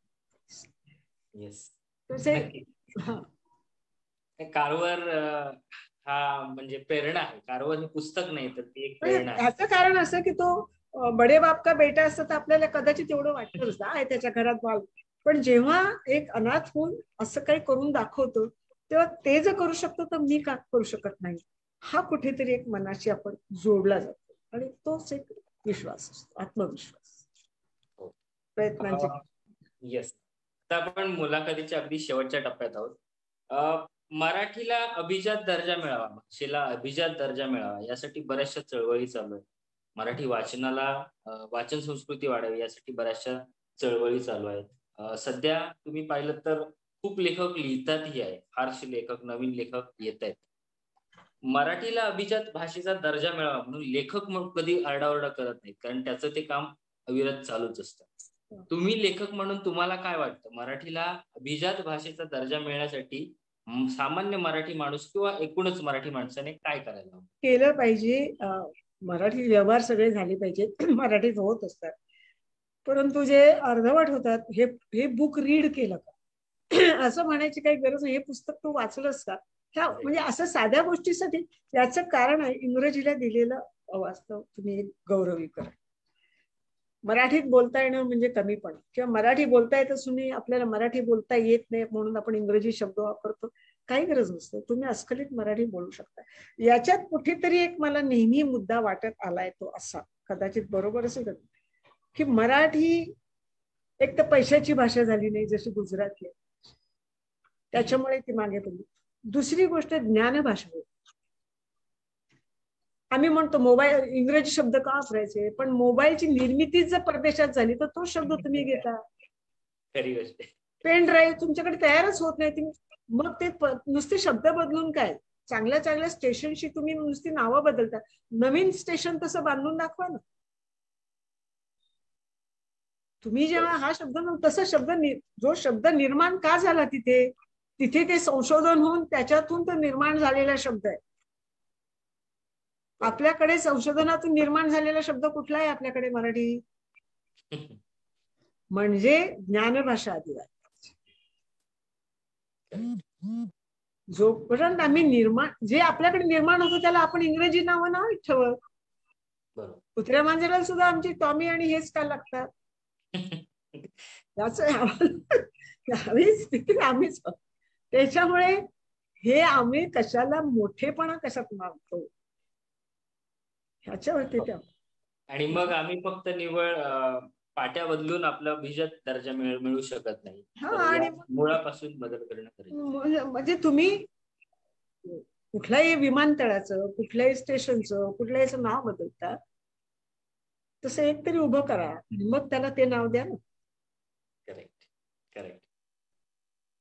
नुसतं पाट्या बदलून घ्या, पाट्या बदल म्हणजे मराठी हवंच, मराठी सगळीकडे हवंय. जेव्हा मला आठवतंय मी काही बऱ्याच वर्षापूर्वी, दशकांपूर्वी जेव्हा साऊथ मध्ये दक्षिणेत गेले होते, तिथे कुणालाही हिंदी येत नव्हतं, पण हिंदी सिनेमा गेल्यावर आता सगळीकडे हिंदी सिनेमा चालायला लागला, हिंदी भाषा यायला लागली. त्याच्यामुळे तसं आहे आपल्या भाषेचं आहे. तर लोकांनी स्वतःच ठरवलं पाहिजे की क्लिष्ट नव्हतं, जर परिभाषा करताना क्लिष्ट नव्हतं, जर सोप्या भाषेत आपण बोलू शकत असू. आता मग इतका वेळ आपण बोलतोच आहोत मराठी, कुठल्याला आपल्याला इंग्रजी शब्द वापरायला. नक्कीच मॅडम. वीणा मॅडमची पुस्तकं येणार म्हणजे प्रत्येक पुस्तक हे चरित्रावरती असणार, काहीतरी नवीन आणणार, कुठेतरी कुठला तरी एक अनसंग असणार पर्सन. तर मग येणाऱ्या काळातलं आम्हाला कोणतं नवीन चरित्र आपल्याकडून वाचायला मिळणार आहे? आता येते माझं लवकरच येईल, तो एन्व्हायरमेंटलिस्ट, पर्यावरणवादी आहे, ज्यांनी 100 वर्षापूर्वी जंगल संवर्धन, वन संवर्धनाचा असा दिन सुरू केलं, ज्यांनी सहारा वाळवंट अडवायचा प्रयत्न केला, जे भारतातही येऊन गेलं, आणि बहुगुणांच्या बरोबर ज्यांनी ह्याच्यासाठी चिपको आंदोलनात भाग घेतला, त्याने भारताची सायलेंट व्हॅली वाचवण्यासाठी धडपड केली. अशा आता या फेब्रुवारीत येईल. वा, नक्कीच उत्सुकता आहे आणि कदाचित संधी मिळाली तर आम्ही प्रीबुक नक्कीच करणार आपलं. तितकंच भावणार, यात काहीच शंका नाही. आता शेवटचं एक सेगमेंट आहे की याच्यामध्ये एक रॅपिड फायर या टाईपचे मी 3-4 प्रश्न तुम्हाला विचारतो की लेखक म्हणून आपण बऱ्याच लोकांच्या मनावर राज्य केलंय, आपल्या मनावर राज्य करणारा लेखक कोण? गेली 60 वर्ष, 70 वर्ष वाचते. I am running 79. 70 वर्ष वाचते. इतक्या लोकांनी केलेलं आहे, त्याचं सगळं जे मिश्रण आहे ते माझं लेखन आहे. त्याच्यामुळे मी ह्याचं नाव घेऊन त्याचं नाव घेऊन असं नाही, या सगळ्यांनीच माझ्यावरती बरे वाईट दोन्ही, म्हणजे असं लिहू नकोस असं लिही असं सांगणारे भरपूर संशोधन झालेले. त्याच्यामुळे त्याचे 70 वर्षाच्या वाचनाचं एका वाक्यात, एका नावाशी नेहमी जोडू शकतो. नक्कीच मॅडम. आपलं आवडतं पुस्तक कोणतं? आमचं कारभार आहे, तुमचं कोणतं? मला गॉन विथ द विंड कादंबरी खूप आवडते. नाही, मला अलीकडच्या मराठी कादंबऱ्या खूप आवडल्यात. म्हणजे आता तुम्ही रॅपिड फायर मध्ये एक असेल, पण मला तांडव सारखी कादंबरी आवडली, किंवा आत्ताची धरण कळा ना, लम कडूंची धरण काळा, अतिशय सुंदर कादंबरी, अतिशय भाषा तिची आत्ताचीच नवीन आहे, लम कडूंची, ती पण आवडली, छान आहे पुस्तक, वाचत. एक शेवटचा प्रश्न, आपण लेखक नसता तर काय असतं, काय व्हायला आवडलं असतं? लेखक नसते तरी मी आज जगलेच असते, पण मला एक मी सतार वाजवायचे, आता एक कानात सांगायची गोष्ट आहे, काही सतार वाजवायचे, 4-5 वर्ष सतार शिकले. वसईत आल्यावर सतार शिकवायला कोण नव्हतं म्हणून ते राहून गेले.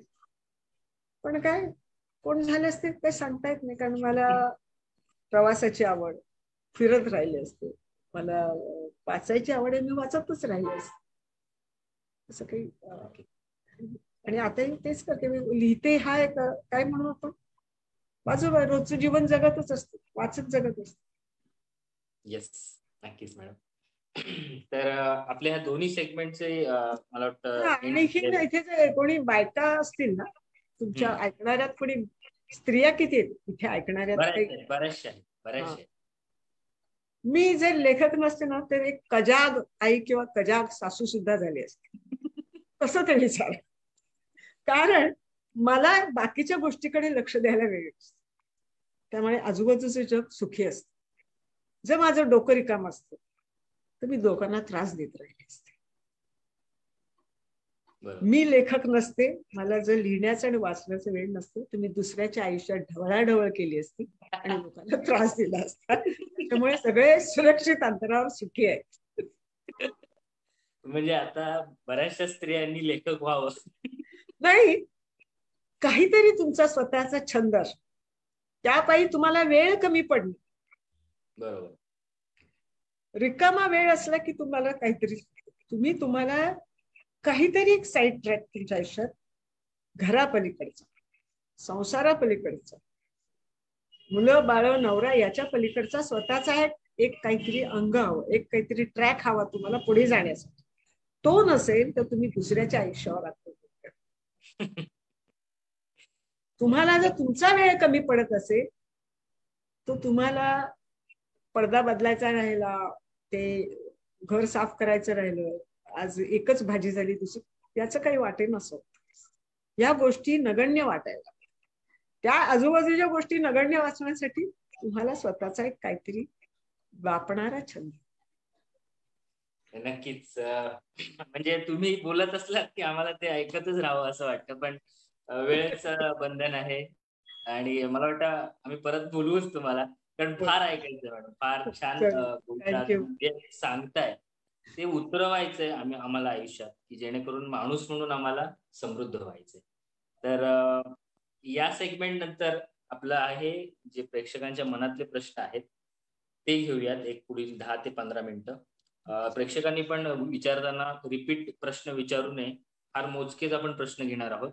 आणि त्यानंतर आमच्या अभिवाचनाच्या वाचन अड्ड्यावरती अभिवाचन करणाऱ्या अभिवाचकांना आपण सर्टिफिकेट्स देणार आहोत, प्रशस्ती पत्रक देणार आहोत आणि मग आभार प्रदर्शन असेल. तर मी प्रेक्षकांना विनंती करेन, श्रोत्यांना विनंती करेन की त्यांनी प्रश्न विचारण्यापूर्वी हात वर करावा. कल्पना उबाळे आपण प्रश्न विचारावा, माईक ऑन करून, बाकीच्यांनी बंद. नमस्कार मॅडम. खर तर ह्या तंत्रज्ञानाचे जेवढे आभार मानावे तेवढे कमी आहेत. तुम्ही इतके आयकॉनिक आहात ना माझ्यासाठी. मी लहानपणापासून अक्षरशः वीणा गवाणकर हे नाव ऐकतच मोठी झालीये. त्याच्यामुळे अक्षरशः मी आज म्हणजे तंत्रज्ञानाचे जितके आभार मानावे तेवढे कमी. मला खरं नाही वाटत आहे मी तुमच्याशी बोलत आहे. ऍक्च्युली माझा काहीच प्रश्न नाहीये, मला फक्त तुमच्याशी बोलायचं होतं. सॉरी मी तुमचा वेळ घेतला. नाही, परंतु हे तंत्रज्ञान मलाही, म्हणजे तुमच्या लहान वयात तुम्हाला एवढं वाटतंय, मला केवढं वाटत असेल. मी धुळपाटी किंवा आपण दगडी पाटीवरती पेन्सिलने लिहिणारी बाई आज अशा समोर माझी बोलेल हे मला स्वप्नात कधी वाटत नव्हतं. खरंच आहे आज मॅडम, माझं स्वप्नच पूर्ण झालंय मॅडम. थँक्यू, धन्यवाद. आणखी कोणाला काही प्रश्न?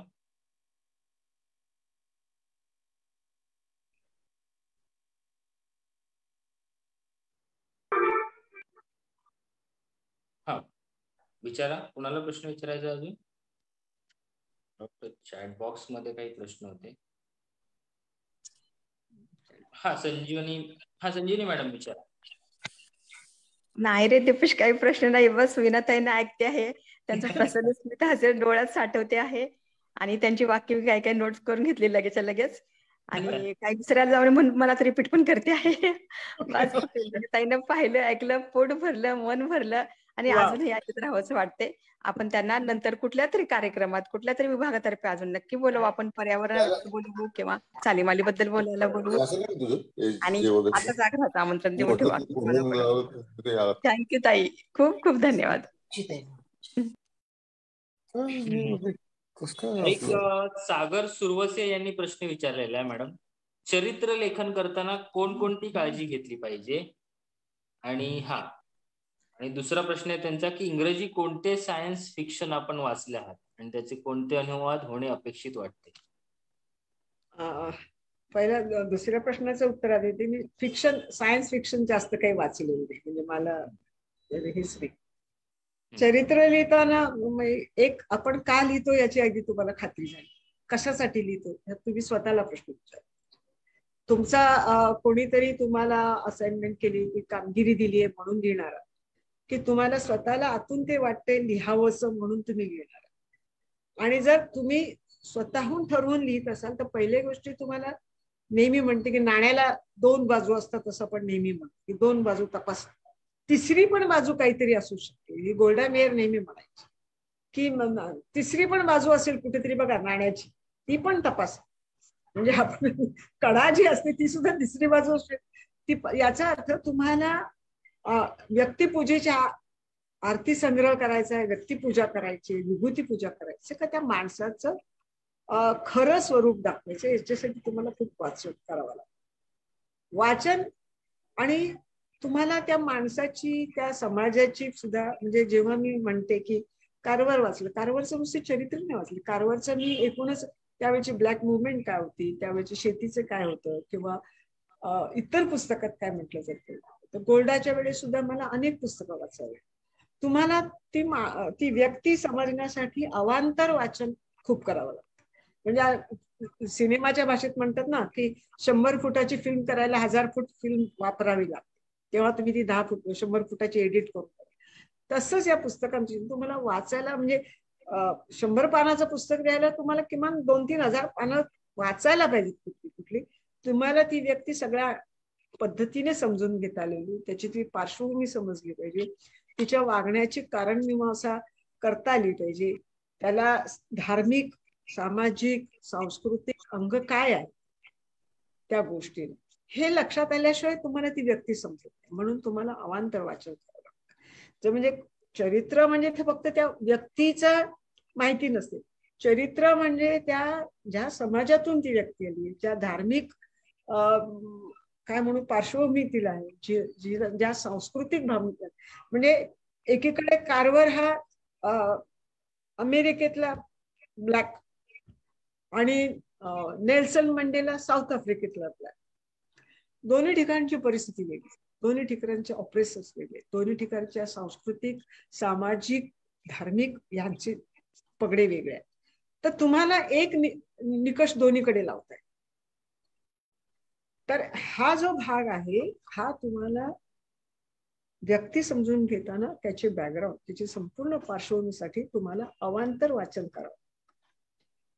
अनुवाद जरी करायचा असला तरी अनुवाद करताना जेव्हा आम्ही शब्द वापरतो, वॉटरगेट म्हणजे काय, तुम्ही जर लिहित असाल निक्सनचं वॉटरगेट, वॉटरगेट म्हणजे काय, कोलगेट आपल्याकडे झाले ते कोलगेट म्हणजे काय, हे तुम्हाला संदर्भ माहित नसतील तर तुम्हाला त्याचं गांभीर्य किंवा त्याचं वजन त्या शब्दांचं कळतं. त्याच्यामुळे अवांतर वाचन खूप हवं. चरित्र लिहिताना सुद्धा, चरित्राचा अनुवाद करताना सुद्धा तुम्हाला ह्या परिभाषा समजण्यासाठी किंवा हा अवांतर माहिती आधी वाचणं खूप चांगलं. नक्कीच मॅडम. आपण पुढील प्रश्न घेऊया. भटकंती एक्सप्रेस, आपलं नाव काय आहे आणि पण? नमस्कार, मी शंकर शिंदे. भटकंती एक्सप्रेस असं नाव आहे माझं. मी सोलापूरवरून बोलतोय. खरं तर माझ्यासाठी आज हा खरं सोन्याचा दिवस आहे. ऍक्च्युली मी प्रवासात आहे आणि मला अचानकपणे मीटिंगची लिंक मिळाली. साधारणपणे 95-96 साली मी सर्वप्रथम कारवर पुस्तक वाचलं. तेव्हा मी विनाताईंशी पत्रव्यवहार पण केला होता. मला त्याचं उत्तर आलं, मी ते जपून ठेवलेलं आहे. आता ऍक्च्युली मी प्रवासात असल्यामुळे मी ते शेअर करू शकतो. मी शंकर शिंदे, सोलापूर. मी शिक्षक आहे.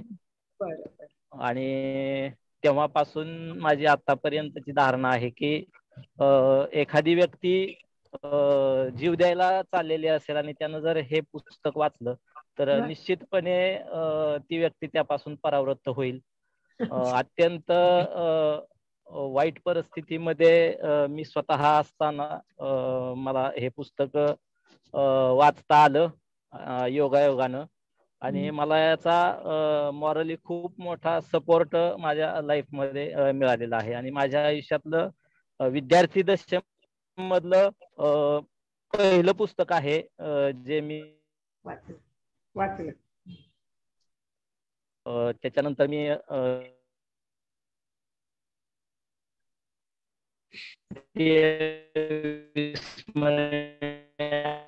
आठवण आहे की मी तुमचा आवाज ब्रेक होतोय. तुम्ही कदाचित ट्रॅव्हलिंग मध्ये असल्यामुळे नेटवर्क इश्यू. त्यांचा प्रश्न काय कळला नाही. हॅलो, प्रश्न कळला नाही म्हटलं त्यांचा काही प्रश्न.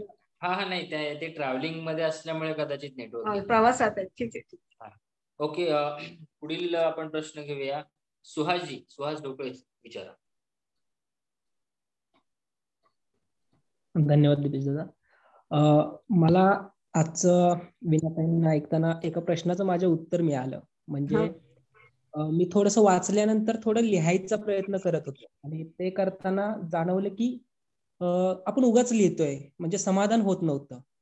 मग आज कळालं की वाचन कमी असल्याचा परिणाम आहे की ते लिहितोय ना ते वेगळीकडे भरकटतंय, विचार सरळ एक सलग मानता येत नाही. हे सगळ्याची उत्तर आज भेटली.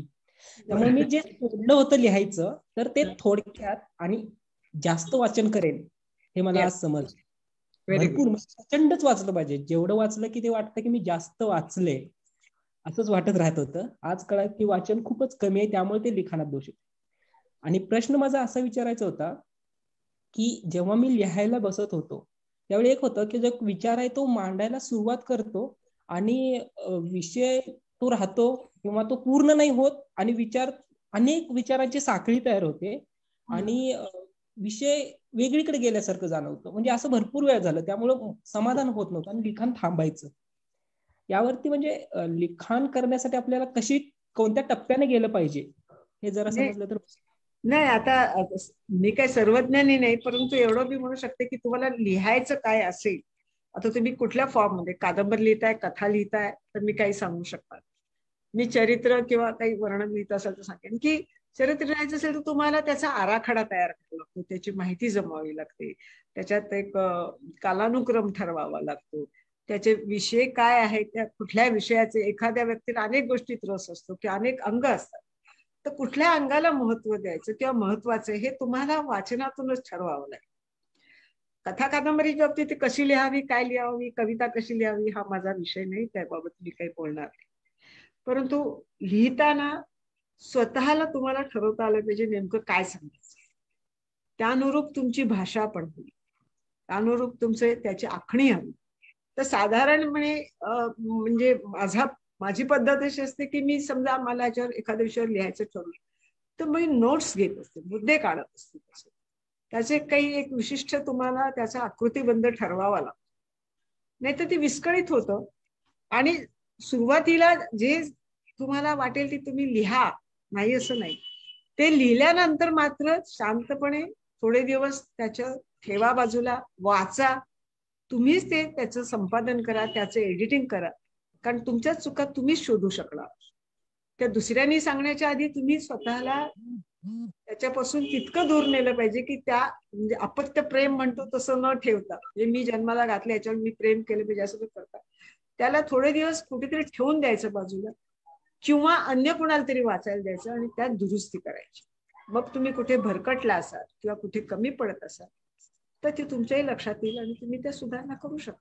म्हणजे माझी आजची पद्धत अशी की आज सुद्धा मी जेव्हा एखाद्या विषयाचा पहिला ड्राफ्ट लिहिते तेव्हा मी 2-4 जाणत्या लोकांना तो वाचायला देते की ह्याच्यात कमी काय आहे का, ह्याच्यात आणखीन कुठे हवे का, हा विषय बरोबर मी मांडते का, हा मला तरी समजले असं तुम्हाला वाटतंय का. कारण एकदा पुस्तक प्रकाशित झालं, तुम्ही छापायला दिलं आणि हल्ली कोणी कसंही छापतात, त्याच्यात एडिटिंग नसतं, व्याकरणाच्या चुका असतात, ह्या सगळ्या जरी गोष्टी सोडल्या तरी तुम्हाला त्याने समाधान मिळणार आहे का, ते चांगलं झाल्याचं. याच्यासाठी छापायला देण्याच्या आधी तुम्ही ते परत परत तुमच्या मित्रमंडळी जाणत्याकडून ते वाचून घेतलं पाहिजे आणि तटस्थपणे त्याची चर्चा केली पाहिजे. त्याच्या प्रेमात जर तुम्ही राहिला तर त्याच्यातले दोष तुम्हाला दिसणार नाही. त्याचे दोष सांगणारा कोणतरी तुमच्या मित्र जवळ हवा की जो हे वाचेल आणि तुम्हाला त्याच्यातले दोष सांगेल आणि त्या दोषांची चर्चा मोकळेपणाने करायची, स्वीकारायची तुमची तयारी. नक्कीच मॅडम. मला वाटतं सुहास दादांना त्यांचं उत्तर मिळालंच असेल. आपण आता शेवटचा प्रश्न घेतोय. खोब्रागडे मॅडम, आपला प्रश्न विचारा. नमस्कार. खूप असं अप्रूप असल्यासारखं वाटतंय हे क्षण की मी त्याशी बोलते. म्हणजे आता आम्ही वाचन अड्ड्यावरच अल्केमिस्ट हे पुस्तक वाचलं होतं आणि त्यात एकच ओळ होती की तुम्ही खूप मनापासून ज्या गोष्टीची म्हणजे इच्छा ठेवतं ना ती गोष्ट आपल्याला मिळते. तर माझी मनापासूनची इच्छा होती की मी तुम्हाला प्रत्यक्ष बोलावं. ही माझी खरंच मी आता इतकी हे झाली आहे की मला शब्दात नाही सांगते. माझा प्रश्न असा आहे की तुमच्या सर्व चरित्रामध्ये जे नायक आहेत ते एका शोषित वर्गाचे प्रतिनिधी करतात, पण तरीही त्यांचं व्यवस्थेविषयी असं रोष तितका असं आपल्याला वाटत नाही. त्यांनी स्वतःच्या प्रगतीचे मार्ग म्हणजे प्रत्येक याच्यात अगदी कारवरही बघितलं तर त्यांनी स्वतःच्या मेहनतीवर, त्यांच्या स्वतःच्या अभ्यासावर, त्यांच्या स्वतःच्या कार्यमग्नतेवर स्वतःचे मार्ग निवडलेले आहेत.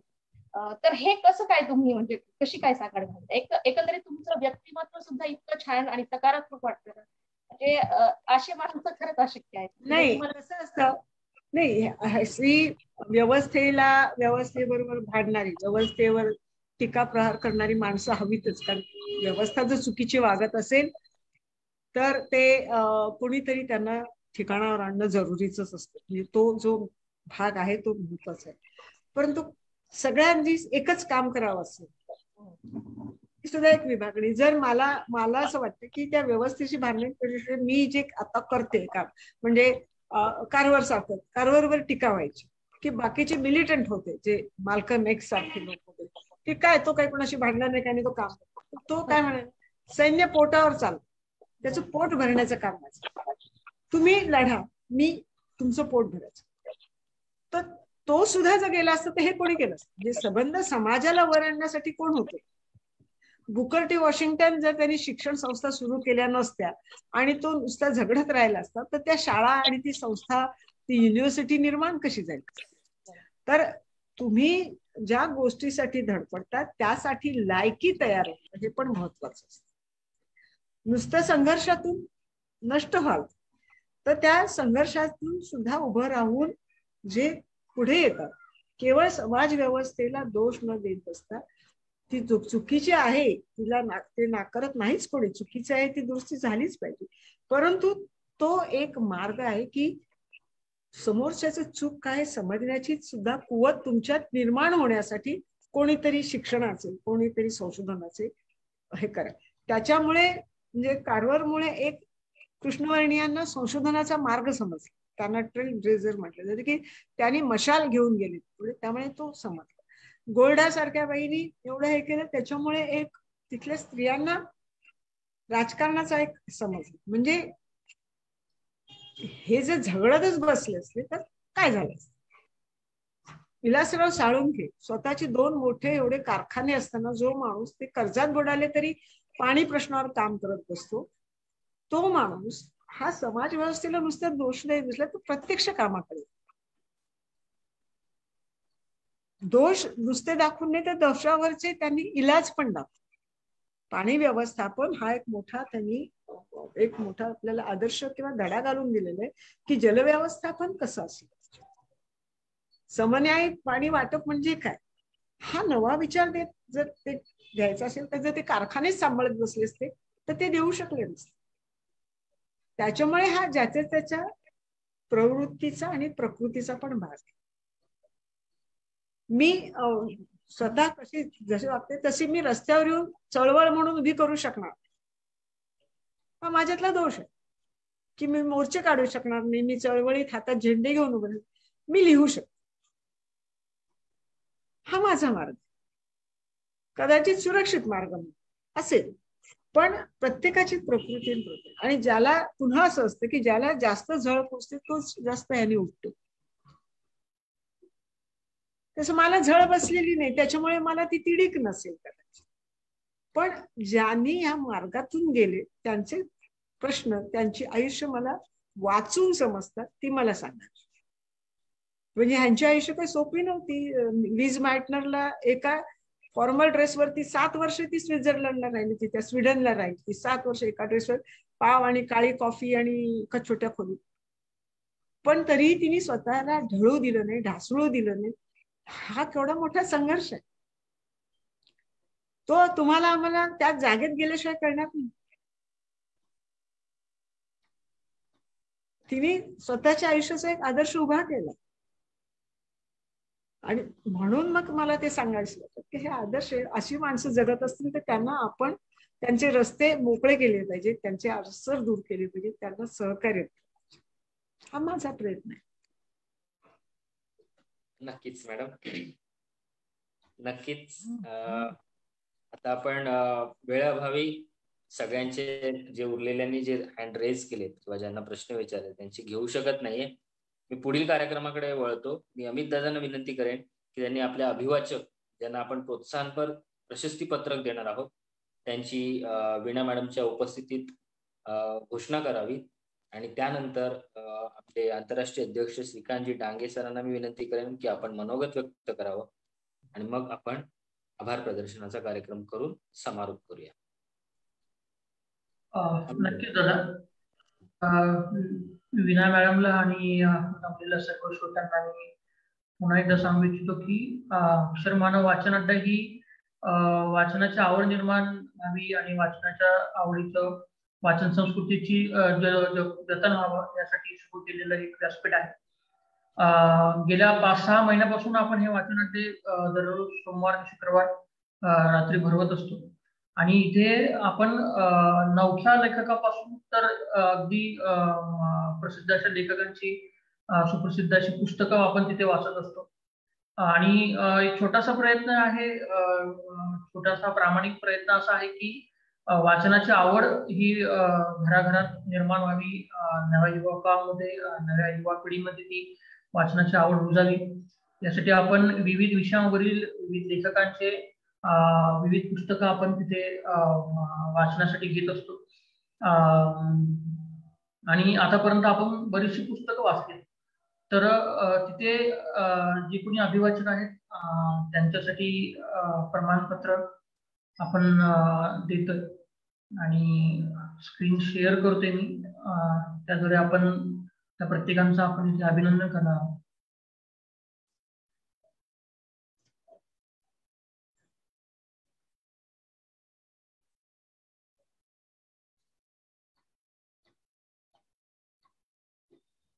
स्क्रीन दिसते माझी? हो, दिसते.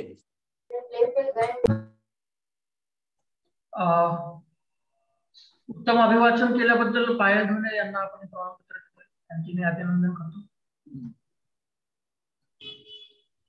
प्रवीण दामले यांचे सुद्धा मी उत्तम अभिवाचन केल्याबद्दल अक्षरमानव वाचन अड्डा नियोजन समितीच्या मार्फत अभिनंदन करतो. उज्ज्वला खोबरागडे मॅडम यांचे सुद्धा अभिनंदन. आनंद सकाटे सर यांचे सुद्धा अभिनंदन करतो. मोनिका विवेक मॅडम यांचे सुद्धा अभिनंदन करतो. राजेश्वरी कांबळे मॅडम यांचे सुद्धा अभिनंदन. वैशाली पुनंदीकर यांचे सुद्धा अभिनंदन करतो. संदीप बोर्डे यांचे सुद्धा अभिनंदन. सुहास ढोकळे यांचे सुद्धा अभिनंदन करतो.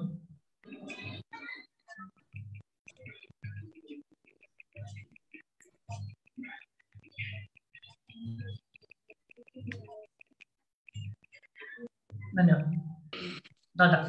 धन्यवाद अमित दादा. मी श्रीकांत सरांना विनंती करेन की त्यांनी 2 शब्द बोला. वीणाताई, मला असं वाटतं खरं तर हा गप्पांचा कार्यक्रम खूप छान रंगला, जसे तुमचे नेहमीच कार्यक्रम रंगत असतात. हा प्रवास गप्पांचा संपूच नाही असं वाटत होतं, पण मला नेहमी वाटतं की एखाद्या तासात एखादी गोष्ट समजून घेणं खरंच कठीण असतं. पण या कमी वेळात एखाद्या गोष्टीकडे पाहण्याचा दृष्टिकोन आणि त्याची व्यापकता आपल्या लक्षात येते आणि मला असं वाटतं ते खूप महत्वाचं असतं. तुम्ही ज्या काही कलाकृती घडवल्यात आणि त्या लोकांपर्यंत मांडल्यात,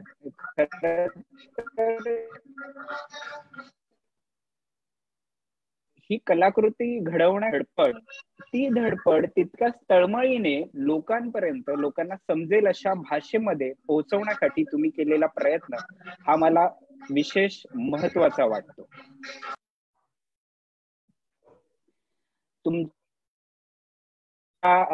कलाकृतींना मिळालेली दाद, आजही कोणीतरी म्हणालं की वाटतं की ही पुस्तकं, ही माणसं ही आपल्या जगण्याच्या भूमिका अधिक स्पष्ट करत असतात आणि हे मुलाचं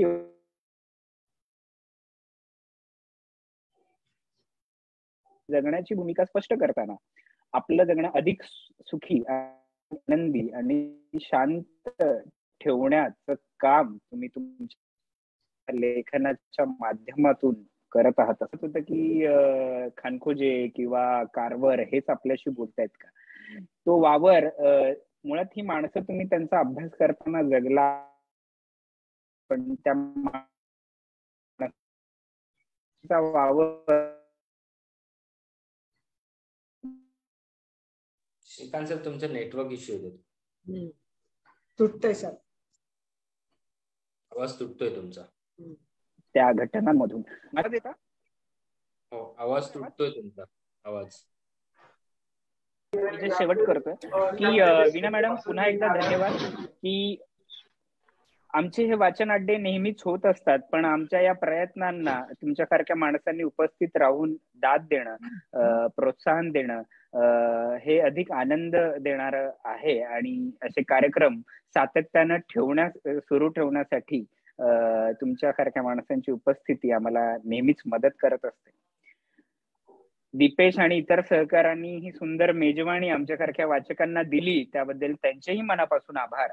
आणि त्याचबरोबर मला असं वाटतं की गेली तासभर इथं जी काही माणसं हा कार्यक्रम उपस्थित राहण्यासाठी उपलब्ध आहेत किंवा आहेत, त्यांच्यामुळे हा कार्यक्रम अधिक रंगला, त्यामुळे त्यांचेही मनापासून आभार. तुम्ही सगळ्यांनी तुमचा बहुमूल्य वेळ या कार्यक्रमासाठी दिला, त्याबद्दल मी तुमचे मनापासून आभार मानतो आणि इथं थांबतो. धन्यवाद. धन्यवाद सर. या कार्यक्रमाच्या आयोजनात मला जॉर्ज डाबरे सर यांचं खूप महत्वाचं सहकार्य लाभलं या कार्यक्रमाच्या पूर्ण नियोजनात, अगदी वीणा मॅडमचा नंबर मिळेपर्यंत किंवा त्यांच्याशी बोलण्यापर्यंत. त्यामुळे जॉर्ज सरांचे खास करून आभार. मी श्वेतागिरी मॅडमना विनंती करेन की त्यांनी शेवट करा.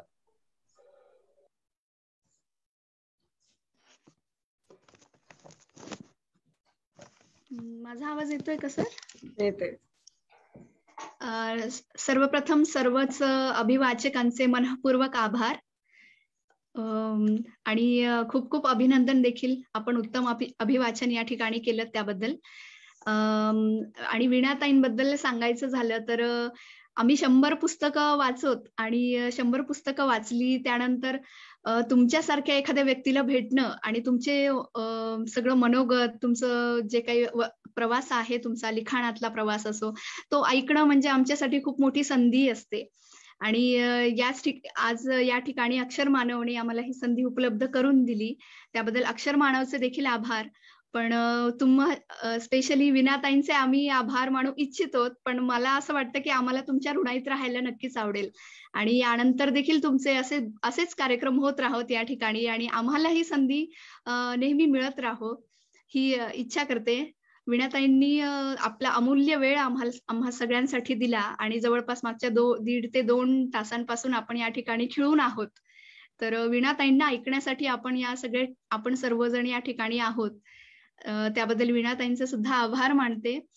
आणि अक्षर मानव वाचन अड्डा यांनी हा कार्यक्रम 26 जानेवारीच्या निमित्ताने ऑर्गनाईज केला, त्याबद्दल दीपेश सर, निलिमा मॅडम, अमित दादा या सगळ्यांचे देखील आभार मानते. आणि आपण सगळ्यांनी देखील आपले प्रश्न विचारले, या ठिकाणी बहुमूल्य आपलं देखील मत दिलं, आपला वेळ दिलात, त्याबद्दल मी आपणा सर्वांचे देखील आभार मानते. आणि आयोजकांच्या वतीने हा कार्यक्रम संपला असं मी जाहीर करते. धन्यवाद. धन्यवाद. तांत्रिक सहाय्य देणारे आमचे प्रवीण दादा यांचे खास आभार. वीणा मॅडम, पुन्हा एकदा फार फार आभारी आहोत आणि पुन्हा भेटू आपण. कारण अशा व्यक्ती आपल्या प्रत्येक वक्तव्यातून प्रत्येकाला प्रेरणा मिळते. तर आपण बोलत राहा, लिहित राहा. तुम्ही लिहिते वा आम्हाला वाचू द्या. तुम्ही लिहिते वा आम्हाला वाचू द्या. हो हो, नक्की नक्की. प्रजासत्ताक दिनाच्या पुन्हा एकदा सगळ्यांना खूप खूप शुभेच्छा. आपलं प्रजासत्ताक चिरायू होवो आणि वीणाताईंकडनं आम्हाला अनसंग हिरोज पुन्हा वाचायला मिळू देत, हीच मनोकामना. धन्यवाद. धन्यवाद. नक्की. धन्यवाद मॅडम. आम्ही तुमच्या कॉन्टॅक्ट मध्ये नक्कीच. धन्यवाद. थँक्यू. धन्यवाद सगळ्यांना. Good night. आभार. शुभरात्री. Bye bye bye. थँक्यू.